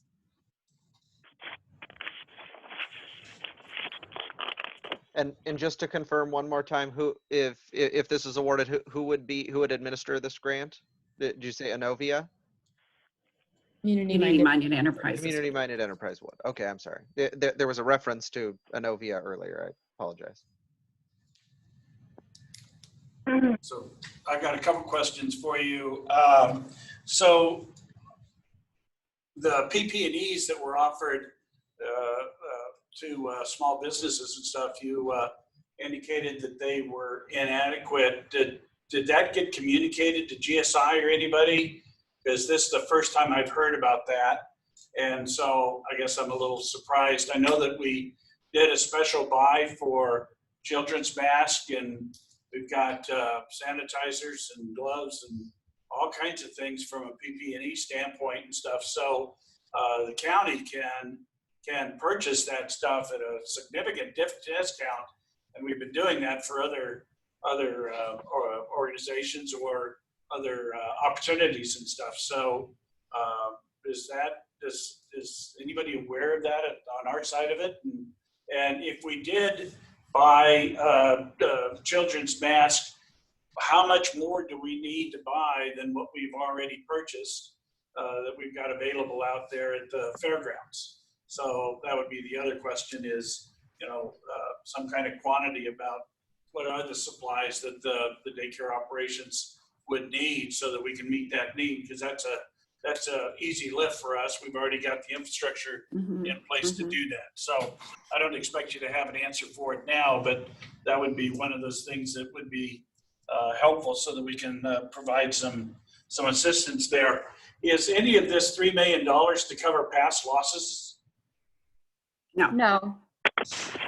So it would be moving forward. So this will take us to December 31. What happens on January 1? Well, what can happen is they can prepare to expand. So we really think that a good majority of this money will go to their ability to expand their programs We hope to add slots that then parents that are going back to work can come into, and tuition can be paid to the program to move forward. So to expand an operation, to expand a business license, isn't that a function of how many square feet are in the facility and what staffing level you have to be able to accommodate an increased number of kids? It is, and we have asked the programs as we've been working with them since March, all the way along their ability to expand. And what my staff tell me is about 90% of them say they do have the ability to expand. So that would mean they would have the ability to add on staff and take more children, and they must have the classroom space. Some of them had to cut down on the amount of children that they had. So let me give you a really specific example. We have a toddler classroom that could hold 14 children if there are 2 staff in it. What's happened in a lot of cases is they've gone down to 7 children with 1 staff.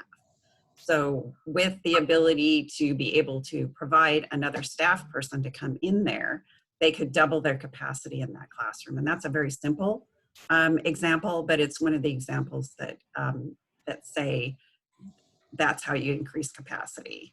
Could be they had a school age program that had to shut down.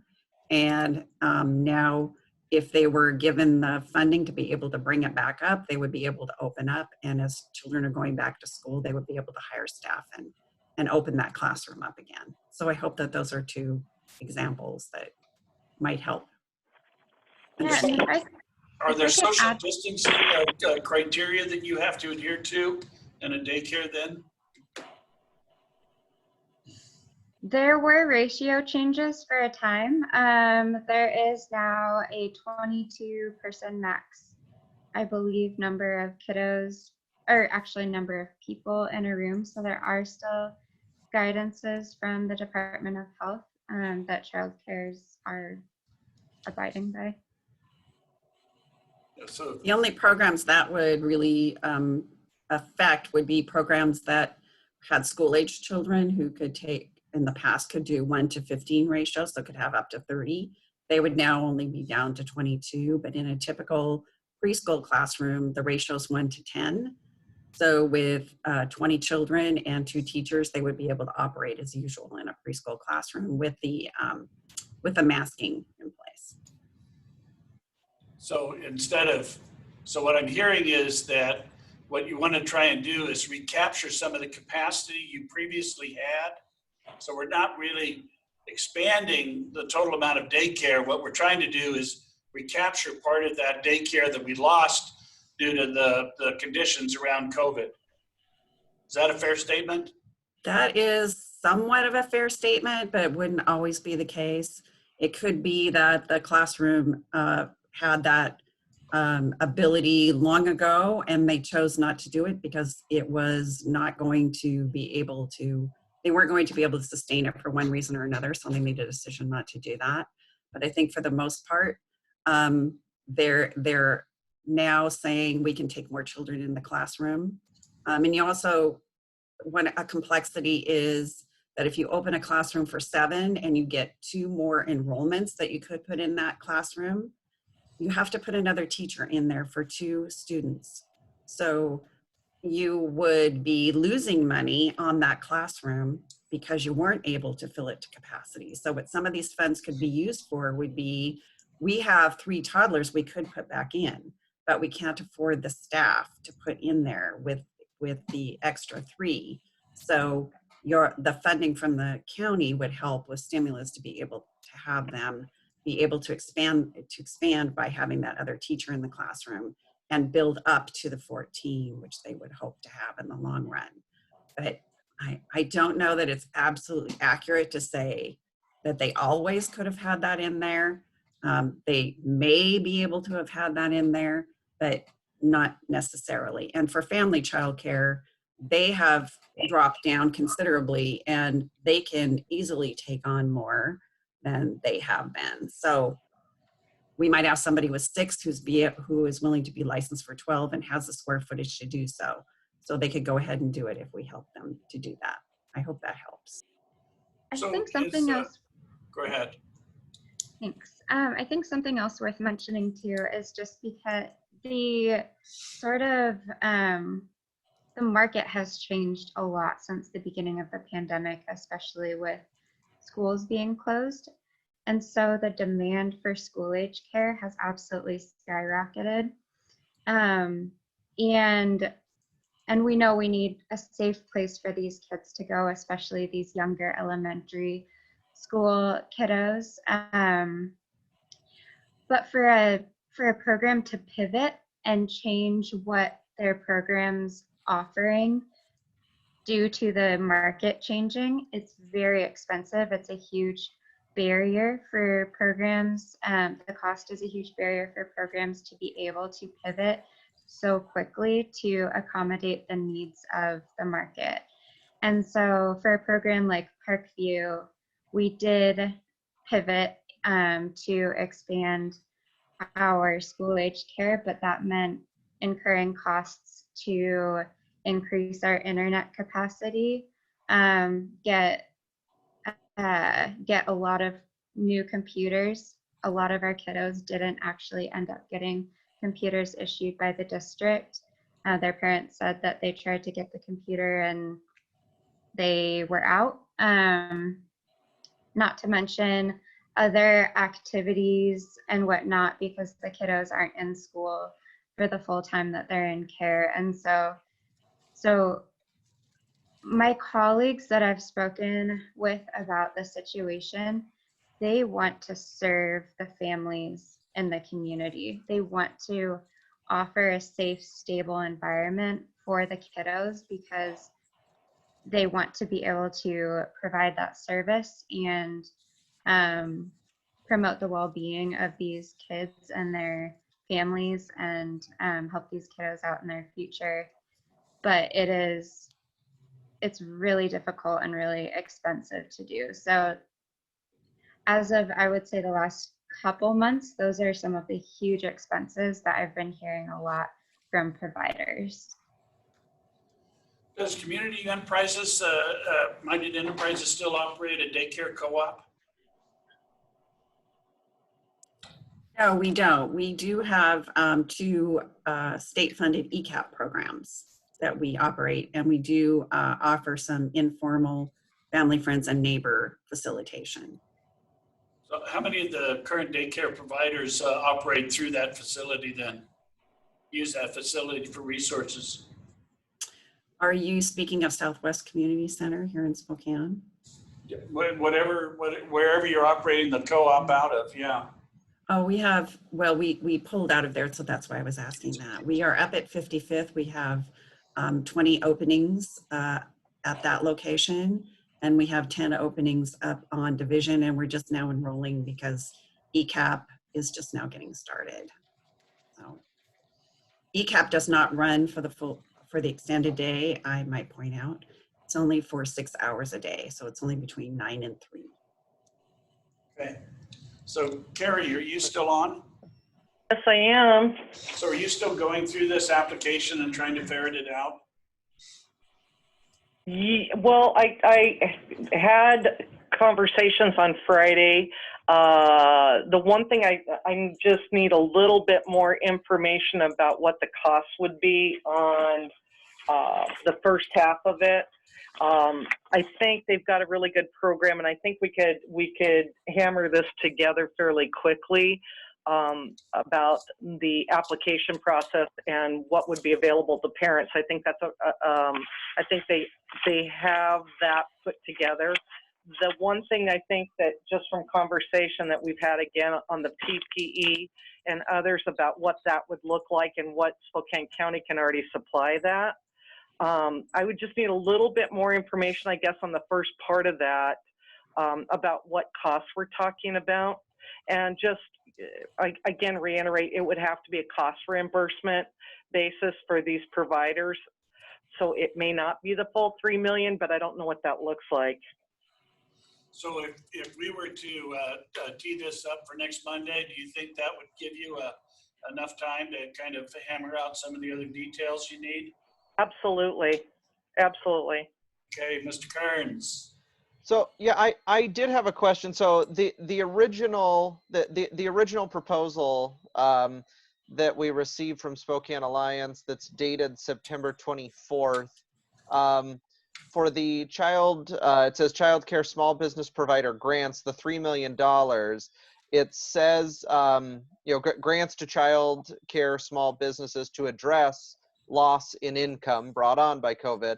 And then we got an updated one that was sent to us today that strikes that one line about loss of income, but the dollar amount doesn't change. I would think with what we've heard, with the loss of income being so large, if that's not a part of that $3 million, why that $3 million did not decrease? Commissioner, I think I can answer that. I gave directions on Friday to take that line out. I think there's a confusion sometimes when people put applications in that obviously there's a loss of revenue so they can't cover their costs, but it really isn't related to the actual dollar amount cost. And I think I can answer that when I spend a little bit more time on that first part and come back with you on that, because we know that CARES dollars can't be used to cover loss of revenue. So I think it's misleading sometimes. And I think when you ferret out that information, that's not really what it means. It just means that they don't have the money to cover the costs that are really related to COVID and to assist them in going forward. So I asked for the revision on that because I think it's very confusing. So I think we can get to the bottom of this and respond to your questions about why the costs remain the same by Monday. Yeah, Mary? So, and if we're going to take the extra time till Monday, I mean, a couple things that I'd like to see is I'd like to see kind of what the inventory of these businesses are, who would be getting the list of the businesses that would be getting these funds. Also, I do have that. I have a complete list, and there are 206 of them, but I can give them to you by name right now. That would be great if you could just email it to us. And then one of the other questions I had, because then I can check, see who did get some of the funding and from the small business grants. And then on the $1 million for the assistance, for scholarships. I mean, I'm pretty on board with that because I think that's really how we help the families get back to work. If there's the need and if the daycares have to increase the cost, then that's how we can help fund that. So it's not a change in, lost revenue or a stimulus, because we can't, I heard the word stimulus too. We can't do a stimulus. So those scholarships are, how I see the opportunity for us to really help working families stay working. If the daycares, if the cost is too exorbitant, then it comes through that. So with that $1 million, how many, how did you come up with $1 million? And is that where we need to put a little bit more there? And again, knowing it's just through the end of December to December 30th, and then, we don't have the funding any longer. So, so that's where I think I see it more, as we can help from that side, specifically, not that I'm saying we wouldn't do the other. I just know that's where I see us as really helping the families stay working, and it helps the daycare facilities as well. So, just a little more detail as to how that number came about and how that would get used between now and December 30th, and knowing that every week we wait is, we're 1 week further behind. So, so we definitely, waiting until Monday, we need to make a decision on Monday for you, because I know we're getting as far as how we process things, Commissioner, we really would like to make this be very simple. If we can do a very simple qualification for the family, meaning for your reduced lunch, then that makes it very fast for us to get this information out. And we have already done a lot of outreach, and families are hearing that there's funds out there in the programs. When the programs learn that, they also can let families know that there's help for them if they would enroll. So I think the combination of things will make that doable. Thank you. Okay. So we will tee this up and we'll revisit it next Monday. Okay.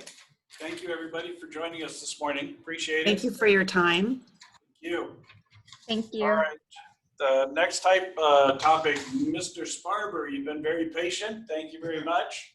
So you are up. Okay, can you guys hear us okay? Yes. This morning we come to you with a request for the CARES Act funding. For one is our laundry services, and then I'll show you a brief PowerPoint on what that looks like. And second is our reception area, which if you recall, when we come up to the Yeah. Mike, you need to speak louder. You're starting to fade. You hear me now? Get closer to the mic, yeah. Okay. Let me move, hang on just a second, let me move closer.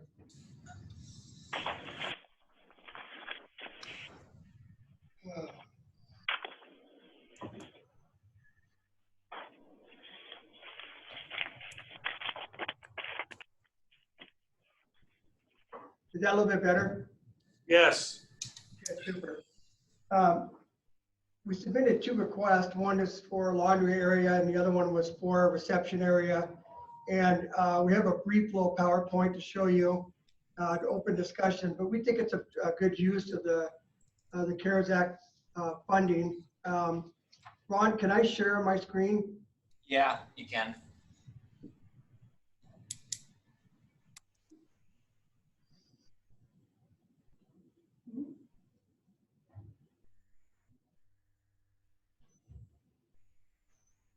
Can you see this?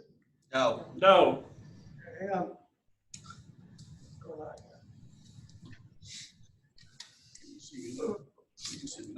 Can you hear me now? Can you see me now?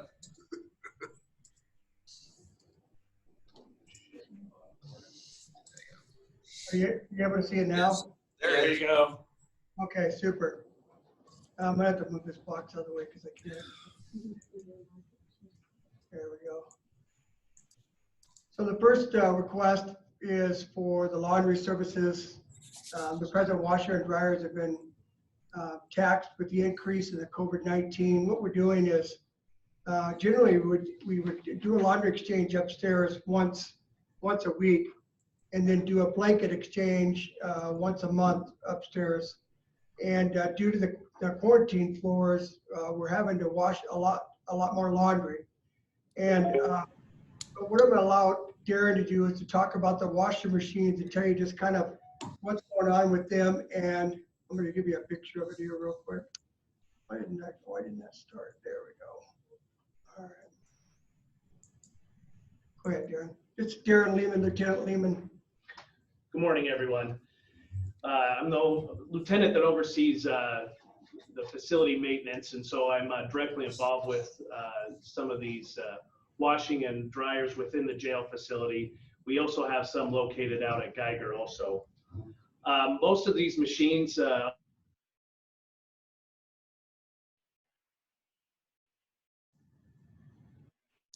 Okay, you froze up. We lost you.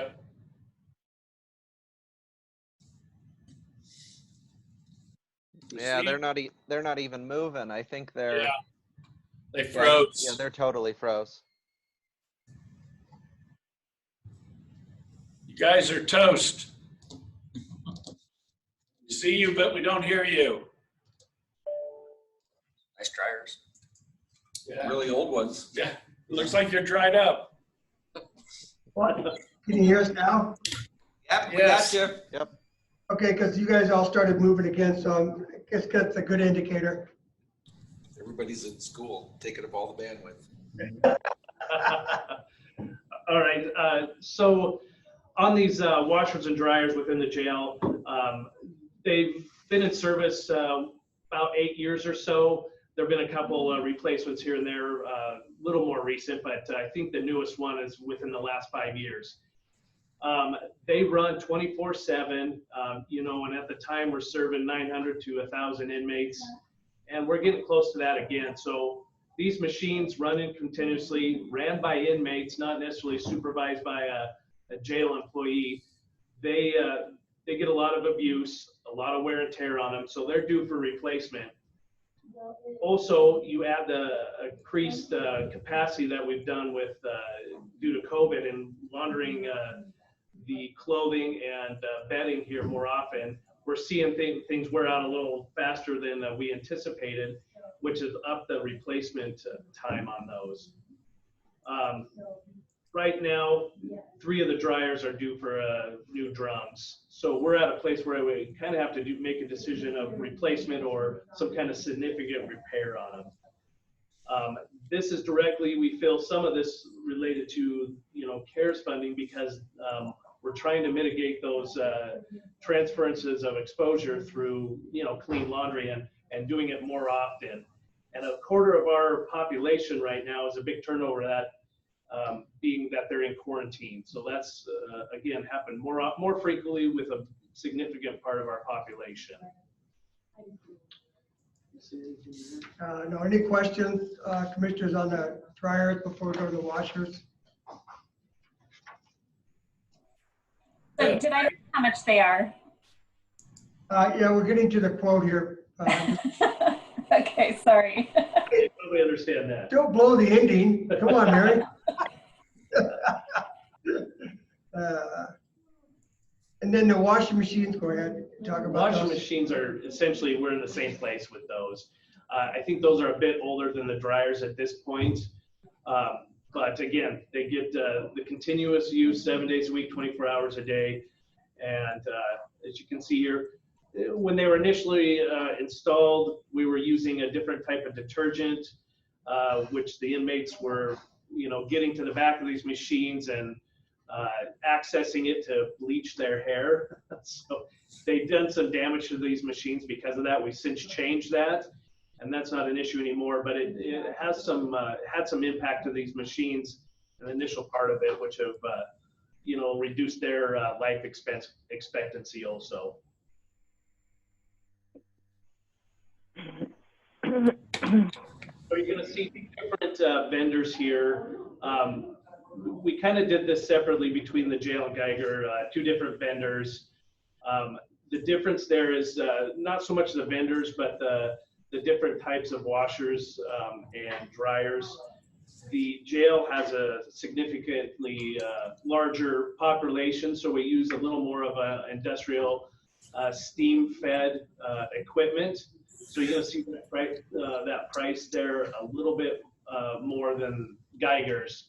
But of course, we're looking at how we can get it under one vendor and at the least cost we can. Any questions? So I've got a question for you. So these machines are basically replacing the capacity of the machines you have now.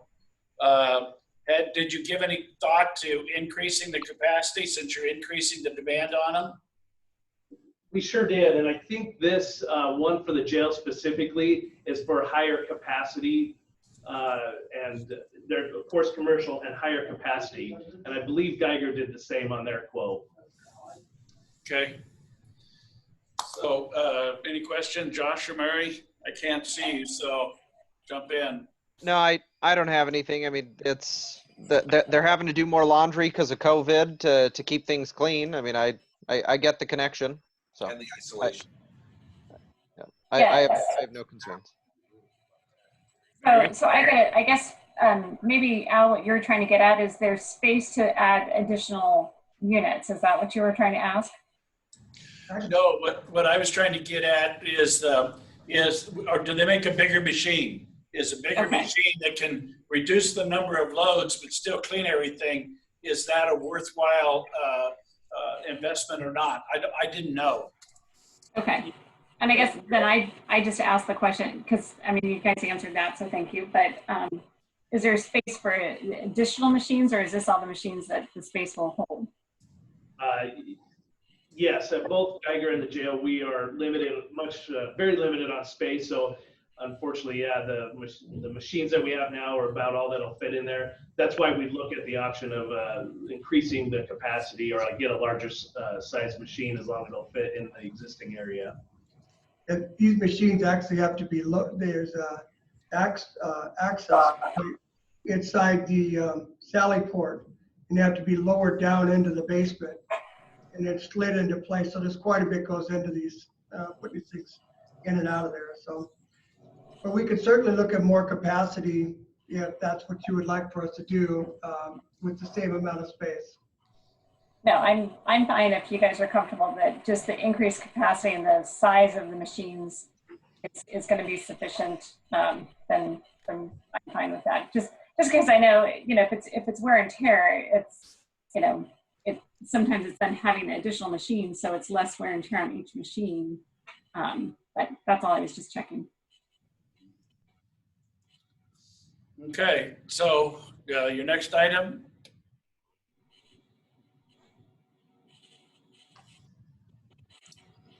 And you're frozen up again. So while they're unfreezing, do we want to go ahead and make a motion on this one to get this one approved? If that's the will of the board? Sure. I lost the dollar amount. It's 108. We'll just do it at the end. We'll do it at the end. Okay. They're unfrozen. Let's They're keep going. unfrozen again. All Okay, right, so- Mike, you're up. All right, second part is our reception counter, which is our access from the public. The counter is wide open to the public. It provides flow protection against COVID-19. There is no barrier to ceiling, so that the likelihood of something coming over the top of this barrier, as well, I'll show you in a minute, is likely. And then if a person is pretty tall, actually they can just lean over the top of it and talk down into the reception area. This is the estimated amount for the remodel. And basically what we're looking at is doing a mock down version of what was done in the public safety building, where they put it in glass, scoot it back. Same company, which is Kruger. Sheet metal would come in and do that. Let me give you some pictures of the reception area. You can see the glass the parts of it. It's open. There's these pathways between, the public and to the receptionist back here. There's gaps in between this, and there is, if you look above it, there's no barrier at all. So a person could literally walk up and then talk right over the counter. And so what we'd like to do is, if you see that wall in the back there, you just kind of slide this back and then use that as kind of the top for the ceiling, and maybe have like a little bevel to edge out and slide this whole thing back and make it enclosed. This is the viewpoint looking out. We did some makeshift barriers to try to keep the gaps all closed. This is just one of them you can see right here, but we've kind of gone around the whole edge here to kind of seal off some of those gaps that are in there. They're not very effective, obviously. This one's being held up by Rolodexes, but this is the kind of thing that we did. It was built, its original fixtures, built in 1988, and it certainly doesn't provide any barriers for or against the COVID virus. So we'll go back to the estimate again. Any questions on this one? So, Mary, go ahead. I'll come back to Jerry. Okay. Yeah, I guess I just have some questions because, I think, for COVID purposes, you've got the barrier protection of the glass there. You don't have to have it sealed up. We certainly, that's not the case anywhere. They all got, plexiglass with an opening at the bottom. So I guess I'm just trying to, ensure how this is really COVID, because to me, that looks pretty good for COVID purposes. The barrier is, as far as like bank tellers and so forth, it does, stand the test of that. The problem is that you can look over the top of it. If a gentleman walks up to it and standing there, some of the attorneys could actually bend their head over the top of it and talk down, which, occurs from time to time too. The other thing is that the gaps, are all over the place and there's no enclosed ceiling. So that's kind of was our thinking on it, was trying to, give it a more fortified position, for barriers against the COVID, but we're open for suggestions. It might be that we enhance the counter space and put something up that's a little taller in the front of it. Or we could look for some other methods if the board Right. wishes. I mean, that's what I'm thinking is if you just, then extend it up, or even if you had to start new, that would still be a lot cheaper than having to move the whole thing back and make it smaller for your staff. If you just then added another piece to the top of that. Okay. Certainly seeing that at restaurants with, booths and that kind of thing in between, they're putting plexiglass in between, higher up. I mean, I'd be willing to have it, make it look nice and if it's glass, that's a little heavier than plexiglass. I don't know. Just seeing what that would really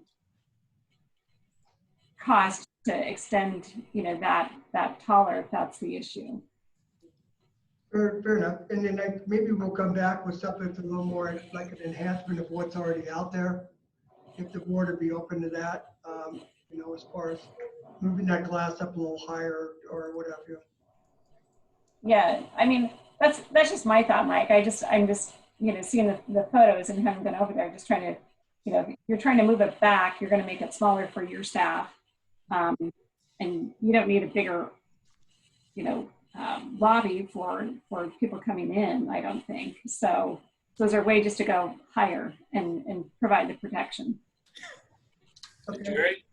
One of the things, Mike's hard to do is $73,000 to extend that to the ceiling seems a little expensive. I was at what you might want to do, because I've been over there before, and you're right about somebody that's tall could look over that. I was at the credit union the other day, and they've got a very similar setup that you have with the plexiglass, except they have a demarcation on the floor that says, please stand here. And it's, I don't know if it's 6 feet back or 5 feet back, but if you stand there while you're talking to the teller, you can't possibly look over or get very close. That might be another thing you might want to look at, is not let these attorneys go right up to the counter and look over the top of the glass. Keep them back like they would at a bank or something else. But I'd like, if it's okay, I'd like to visit a little bit more. I'm struggling getting the $73,000 figure and what you're trying to do in sync. Okay. And as far as the 6-foot barrier, the receptionist actually issues out passes for them to go upstairs. So at some point they have to come up, Jerry, to the desk, or if they have legal paperwork that they need to send upstairs, they would come up and we would have to collect the paperwork that way. So what they do at the bank is they make you stand there until you're going to do some exchange, and when you walk up to do your paperwork, whatever they have, they step away. Oh, okay. You just stand there until they tell you to come over and get your stuff. Okay. Anyway, we can talk about it. We can talk about it sometime, Mike. So it sounds like we're ready to move forward with the laundry situation. There's a little bit more work to be done on this one. So why don't we just go ahead and split it apart and at least get the laundry one moving forward. Okay, thank you guys. And we're trying to generate ideas out of our staff. And so this is one of the ones that have floated up from our staff about reinforcing that area out there. Yeah. Okay. About it, but we're trying to encourage them to come forward with some of these ideas so that we can present them to the board and see. No, we appreciate that. Thank you, Mike. Very much, yeah. So, Josh, you feel comfortable moving forward on the laundry now? I do. And yeah, Mike, no, I thank you for bringing both forward. I think we want to find that solution there for the plexiglass and the barrier. I think we'll just I think just got to find one that fits the solution a little better. And quite frankly, I got to agree with Mary. I don't think reducing the amount that the reception area has there is kind of the way to go. But I think we'll get it there. Just needs a little more retooling. But we definitely want to keep you all safe in there. But Mr. Chair, I will move to approve and authorize. We'll say up to $110,000 for the increased laundry capacity and purchase of the new machines as presented by Mike Sparber. I will second that. Okay, you've got a motion and a second. Any more discussion? Seeing none, all in favor, please indicate by saying aye. Aye. Aye. Let the record reflect the motion passed unanimously. So Mike, I've got you teed up to come back next Monday. Thank you. All right? Appreciate it. Thank you, Okay, everyone. next item, Mr. Todd Milkey, traffic signs. Good morning, commissioners. Hopefully, folks had a chance to see an email I sent out with some additional information. This is just as a quick refresher. Certainly, we recognize that PPE is probably the most obvious item that you would take care of in a COVID environment under CARES Act funding.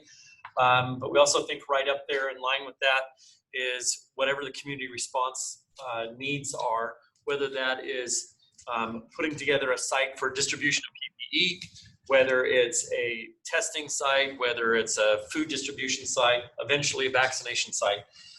And then to think through the things that you would need to make that successful. And certainly some of those things are the whole issue of traffic control and how you get people logistically through a mass distribution site at the community. Right, literally the day after I presented to you, we had a request from Second Harvest asking for traffic assistance for a 6,000 turkey distribution coming up here in a couple of weeks, and they expect to do it again in November. We probably do expect more PPE as businesses begin to deplete their supply. And we never know when, frankly, a vaccination will be ready to go. But when that does happen, we assume that there will be a mass, I guess, distribution of the vaccination, as well as if we have a large outbreak again, that we will probably contemplate another testing site. I did reach out to the company, and that is the information I provided with you today. It does show examples of how other communities have used their equipment and everything, like I say, from testing sites to simply communication pieces from the local government to their citizens. So I wanted to make sure that you had that, especially with regard to how they utilize it with COVID-related items. Couple of additional items for you is, one is, what is their turnaround time? And All Traffic Solutions based in Pennsylvania has said this is the absolute busiest year they've ever had, and that overwhelming majority of the work that they're doing is CARES Act related. If we were to place the order within the next week, it would take them 8 weeks to process that order. Our experience when you guys have approved items for us is it's taking 1 to 2 weeks to get through the purchasing process, from the time we prepare a requisition to the time that a purchase order is placed, making sure that we don't have to go through open bid, but can tack onto an existing contract and try to bind that contract. So that process is taking about 2 weeks. So if you add that to the front end, and then 8 weeks for delivery, and then there's always a consideration of, is there a contingency with regard to the shipping? Is there going to be a breakdown somewhere that a driver is quarantined and the load is sitting beside the road somewhere? So what this does is this puts us into mid-December, again, if we were to initiate this the next week. The other question that I did have last week was, why 3 units? Number one, if we have a large distribution, you will utilize 3 units rather than paying for somebody to stand out in the middle of the street and direct traffic. But the other one is as a community, we were charged when we had the EOC stood up, we were charged with the task of identifying locations for mass distributions in the community. And we identified 3. It is the fairgrounds, the Valley Mall, and the arena were the 3 that we identified. This would allow one sign per location.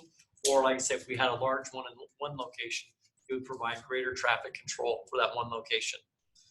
Again, these units, I did clarify, so this brought the price down slightly. On the invoice that they sent, they suggest a $1,000 credit for trade-in value. I did, in our discussion this morning, point out that we had nothing to trade in. And they said, we're simply giving that to you as a credit. So it's a paper credit rather than a product credit. So they did reduce the price. I think I quoted you $18,500 per unit for a total of $55,500. So there is a $3,000 credit in there, so that brings it down accordingly.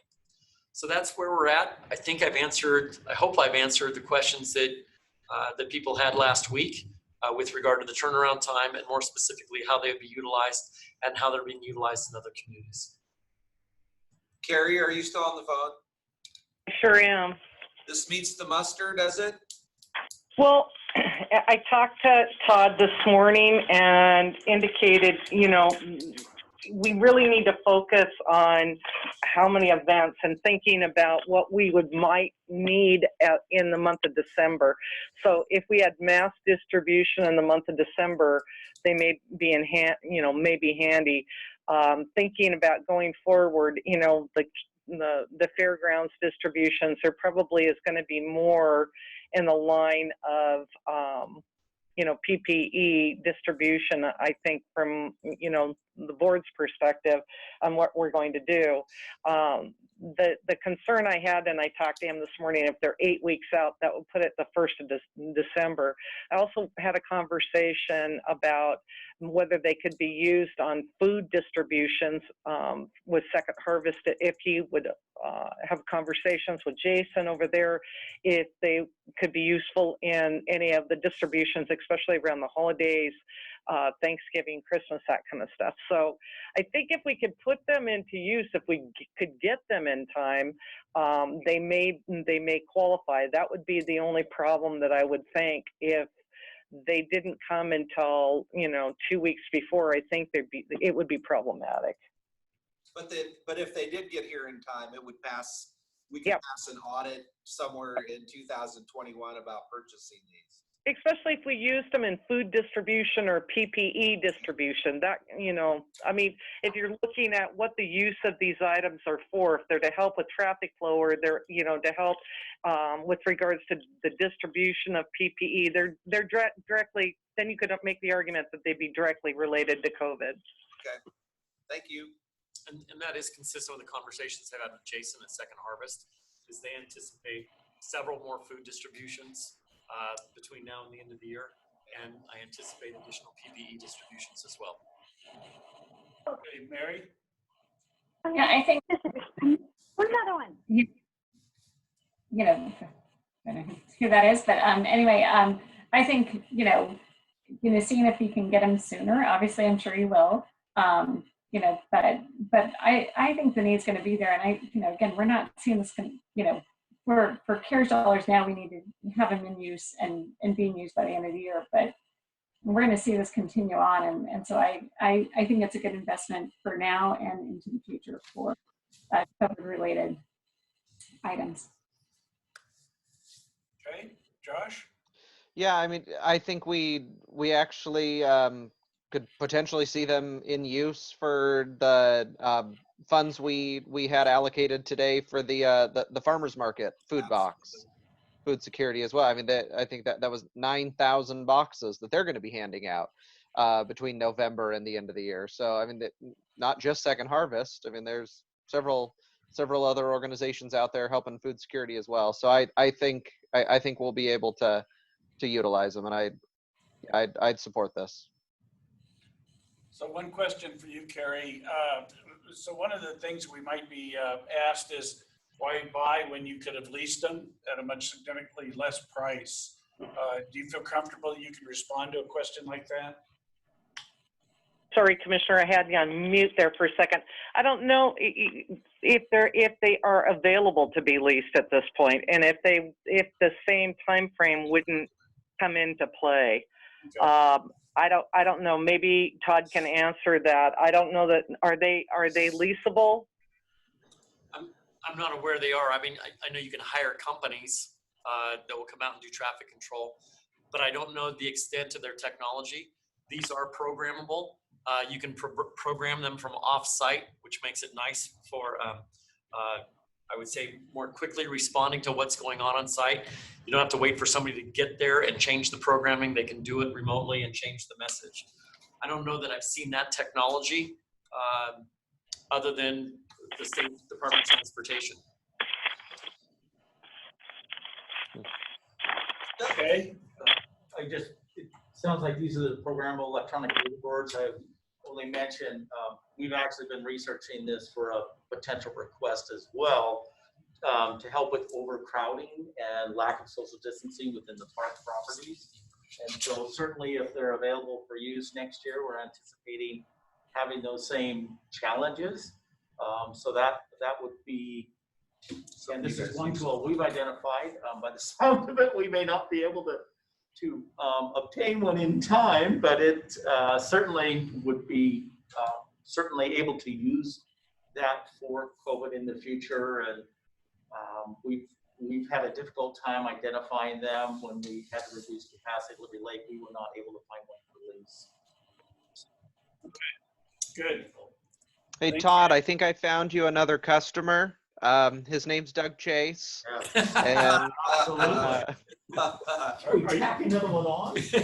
Are you looking for a commission split, Commissioner? We have really good lease rates.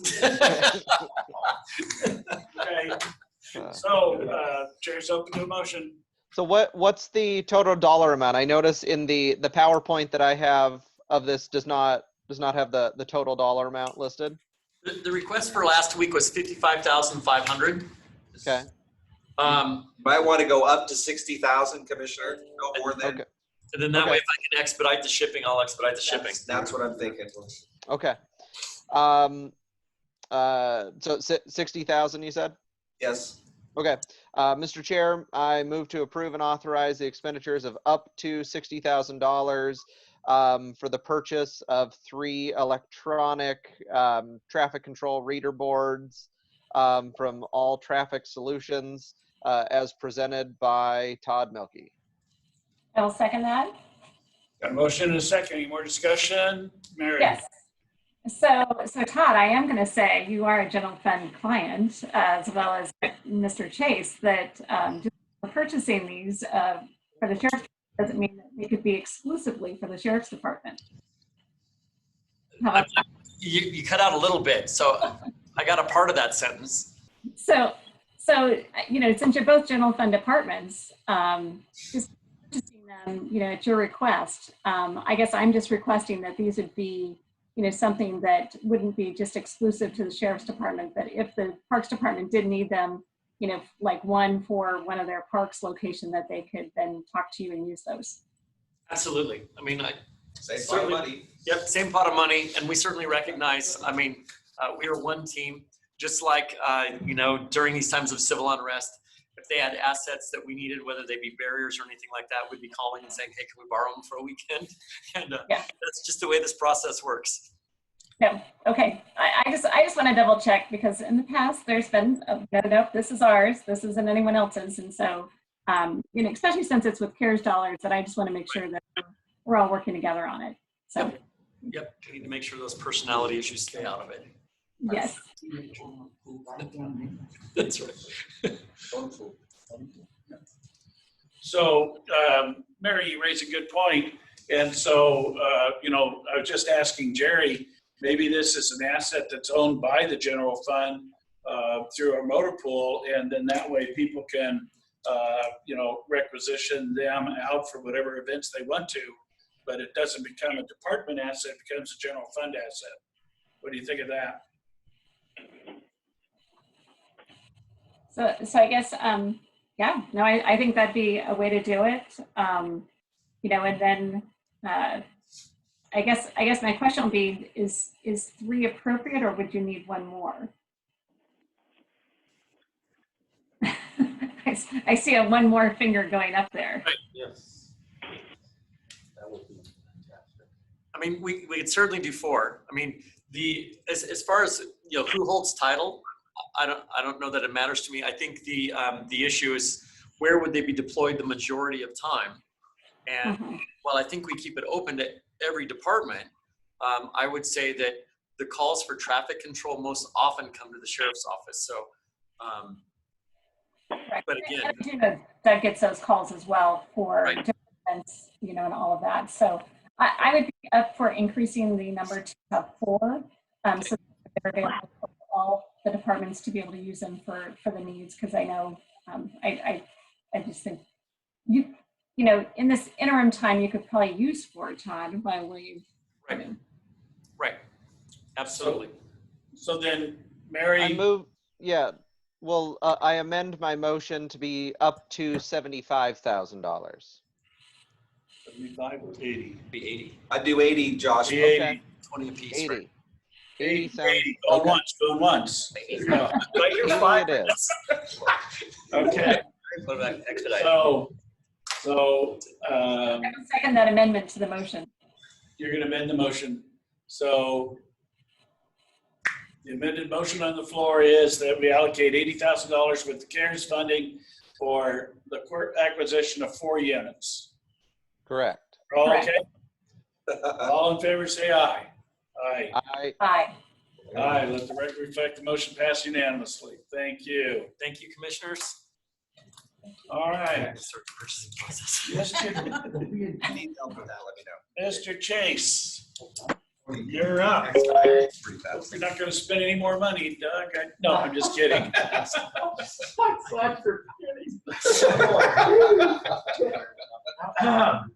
Good morning, commissioners, and thank you for the opportunity to be here. Maybe I'll take that off so you can hear me a little better, if that's all right. I am briefing this morning on our Plants Ferry Sports Stadium facility and some of the changes that we're looking at and proposing for 2021 in regard to COVID, as well as, while COVID has shall we say, forced the opportunity, we are trying to utilize it as an opportunity, and the changes being made will work to implement several of the recommendations that have been made from various feasibility studies that have been done in the last couple of years related to consolidation of operations of that facility. And so we have put together amendment number 5 to the agreement that we have in place with the Spokane Valley Junior Soccer Association.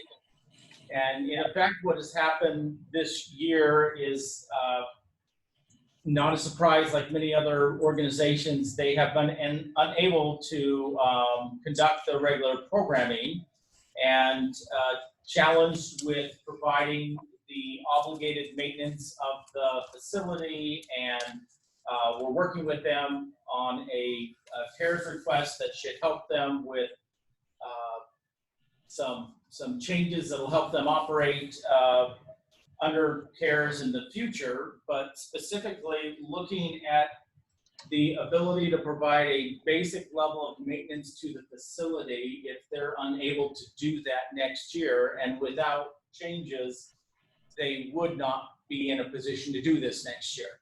And so the specific highlights of the amendment would switch where right now, currently the county maintains, operates, and programs the portion of the facility that includes the softball fields and picnic shelters, 3 restrooms, and so forth. We've kind of split it in 2, where it's theirs and ours, and the association maintains, operates, and programs the 13 soccer fields. Under this, we're working more closely together where the county would provide a base level of maintenance of the entire facility out there, switching up. So one way to look at it is similar to what we do in our other parks, and similar to what we would have to do if the association were to default on the agreement, and the entire facility would come back over to us to care for and maintain. And so we've identified these base level maintenance of such as 1 weekly mowing, and it's very detailed out in the amendment. But what this will do is these are more of those fixed costs that are required to really protect the integrity of the facility itself and keep it sound.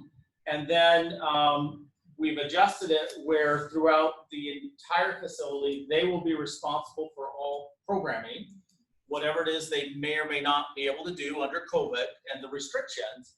But there's a tremendous amount of expense associated with that programming, with accommodating events at the facility, field prep, a fertilization, turf management program, restroom cleanings, or say bringing in a lot more portable restrooms, depending upon the events that are done and what's able to do. So we've really tried to, while it is very significant on that side of it, those costs tend to fluctuate more with the level of activity that's actually going on there. And so the idea is that we'll cover the base level integrity, and by doing so, it will enable them to control their costs, minimize them if they're not able to operate, or be able to generate revenue needed through programming if they are able to offer programs to offset those additional costs. The connection to the past studies and recommendations out there, the top two, if you will, from those studies, number one was, I guess, put it bluntly, a need for the county to invest a little bit more in the facility in order to bring up the quality of the fields and just the management of the turf. The experts recognized really that they were doing a phenomenal job with what they had to work with. Recognizing that these types of facilities that are operated and draw in the major tournaments and events that help contribute significantly to the local economy rely on some additional sources to make that happen. So through this change, it will allow the association to invest more in the turf management side. Again, if they're allowed to do programming and be able to offer the programs that we're hoping that they will be able to offer. The second component, and that's been really, really emphasized, perhaps is the most important, is the inefficiencies in the current agreement where it's like a theirs and ours, and trying to accommodate a large event at the facility requires the event sponsor to often obtain a permit from the county for the portion of the event on the portion of the facility that we manage, and a second permit or approval from the association. And through this change, that will be eliminated, as the association will provide programming and scheduling and oversight for the entire facility, which was the recommendation by the experts, that we really, to maximize efficiency, we need to make that change. And so through the change in the agreement, that will be happening. And coincidentally, through our own impacts to our department, our softball program, we've relied heavily on car rental tax, especially in the last few years with the increase of minimum wage. And our recreation programmer that's been responsible for that program left us a few months ago on his own accord. He went in a different direction and pursued a different professional opportunity. I think just seeing how impacted we are and have been, and so we have made changes internally. We are not in a position to be able to continue to provide our recreation softball league, which I think has been one of the largest leagues in the state in terms of the number of teams and the folks that we serve. Through the change in this agreement, we will have the association is committed to provide comparable softball, adult recreation league softball to what we provided at that facility. Mind you, ours went throughout the whole park system, but they have agreed, COVID withstanding, to provide that programming side.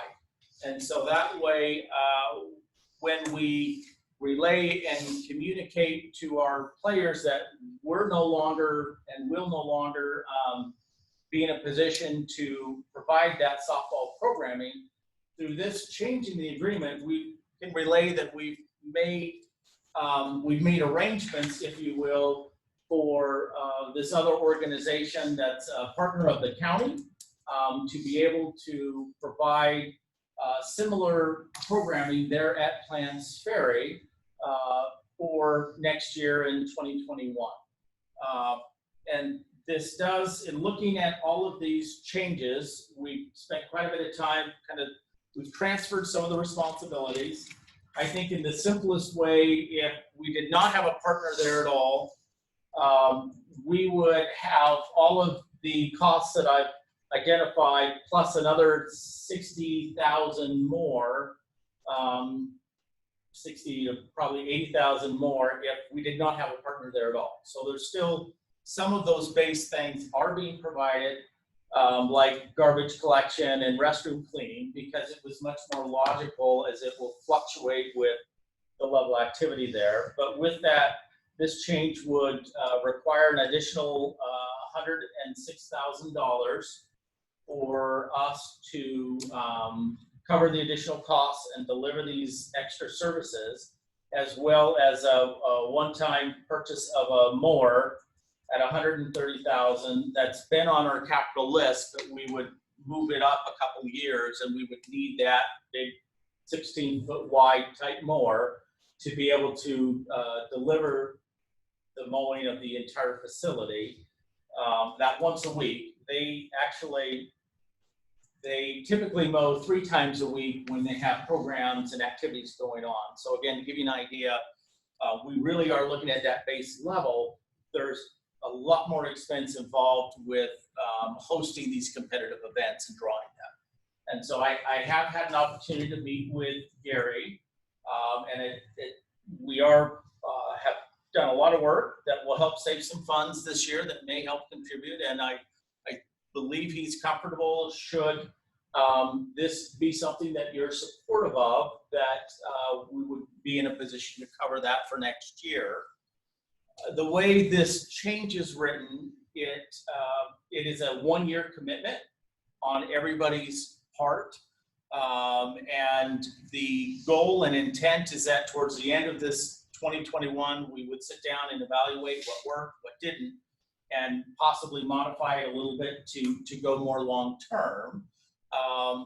But technically, should we not do that, everything will revert back to as it is today, the way that it's written. So there's no long-term obligation on either the county or the association beyond 2021, but there's a strong partnership and willingness to go forward and see if we can't use this as an opportunity to make changes at the facility for the long haul that will be to everyone's benefit, the counties and the communities, and develop some efficiencies in programming. And there's again, as you might imagine, other little changes in here provide the association with more ability to charge for parking at the entire facility and those types of operational controls that one would expect to be successful.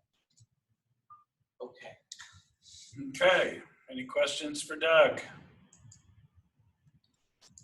I think it's awful nice of him to volunteer to cover the $237,000. Appreciate that, Doug. No. Mary? Okay, so, so I apologize, Doug, because I had a couple of texts in between here. Okay, so we're looking at changing the agreement with the out of Plants Ferry, correct? So that way they're going to monitor or handle the softball league. Is that? We're essentially where we've kind of, for the last 26 years, we've really cut the facility in half, and we've had our own 2 worlds where we've done everything in this part of ours and they've done everything in theirs. We're coming together and we're really combining the worlds, and we're splitting up the activities in a way that we think is more efficient and makes more sense. So some of it is just a shift of resources. Others is, yes, we are taking on a little bit more. So we're looking to provide an underlying base level of maintenance for the entire facility. They will now program the entire facility and handle all of the programming and operations on that side, which tend to fluctuate more with programming as far as the cost side. Okay, and so then we're going to purchase the new mower because that's going to make it more efficient. for you, and that's for, we'll be doing the maintenance of that, right? Or Correct. Yes, and we have another 15-acre park coming online in our Bidwell Park. When it's done. When it's done, this coming summer will be under the contractor as part of the construction. In 2022, we'll have full responsibility for that. So this mower will be used and needed, regardless of whether it's if we only do this next year or not. We'll need this mower. So if we did it for 1 year and then said we're done, we will very, very much use this mower. Okay, and so that's kind of the two asks that you have, is that correct? Correct. Okay, just making sure I'm just kind of cutting to the, I'm not going to say chase, but just cutting. Yes, certainly, and that would be rolled into the work with Gary to get that into the budget for your consideration as part of the process. So that's part of my timing here, is to make sure that would be able to occur through that process if you're supportive of the direction we're going, and we would work to finalize the agreement that's in final draft form and have that before you in the next 2 to 3 weeks for formal consideration and implementation. Okay, thank you. Yeah, thank you. I know it's a lot. This is my short version. Gary. Josh, any comments, concerns? No, I think I understand it. I mean, I guess we'd look to the man at the end of the table, Gary, and ask if he has any concerns about this from a budget standpoint. Well, as Doug and I discussed last week, he made a very cogent argument as to the necessity for doing this, because if the soccer association was to fold, we would still be incurring almost the same additional costs. Exactly. Yeah. And this puts him in a better flexible operating position to assess, like he says, after 1 year where we're going to go forward. If that soccer association can exist, taking on these added responsibilities. Plus, it might engender more contributions from other entities and cities that might supplement their budget that he could bring to the table. So those potentials made sense in terms of what Doug is trying to do here with that additional request. Well, I know that we were in conversations with the City of the Valley about maybe partnering in Plants Ferry, and I see decisions that they've made sent them in a different direction. So we are all in on Plants Ferry by ourselves. Oh, okay. I'm not aware of that yet. So very good. I know they've narrowed it down to 2. I'll reach out. And it sounds like they've made some decisions. The fact is, we've got Mr. Holman, I believe, is it next week that John's coming in to show their concept, not their decision, their concept on what the fairground project might look like. So, but the last I heard, they had two of them were left, Plants Ferry and the fairgrounds. So there was a story in the newspaper, I would say a week or 2 ago, that said that the city council had approved them moving forward with acquiring land for the city park, and that they were moving forward with that acquisition. So I assumed that since they were moving forward with that acquisition, that it meant that they were probably not interested in Plants Ferry, but worthy of a conversation to find out, maybe they're going to pursue 2 opportunities. I don't know, but that was in the paper about a week or 2 ago about them making that decision. Yeah, I think it's separate. Understanding, because that's the property out on Flora, that's on the river that they were purchasing. And I don't know that it's final. I think they were talking about it and they were hoping to, but I'm not sure. But I think it's separate than the other conversation. Yeah, I agree. Okay. All right, so this will come forward as a resolution sometime in the future? Or are you looking for us to bless it today? I think just verbally that I'm on the right track, and I think it certainly would be very helpful to Gary to incorporate into the on the budget side, and I will bring forth the resolution once it's been fully completed. Okay. And look to do that in the next 2 to 3 weeks on the consent agenda. Okay. I really appreciate the opportunity. Very good. Very good. So we've got about 7 minutes until noon. And so we do have 2 executive session items to deal with, but we will deal with those this afternoon and just add them to this afternoon's agenda and stuff. So unless there's anything else from either one of you before we go to lunch, enjoy lunch, and we'll see you at 2. We're adjourned.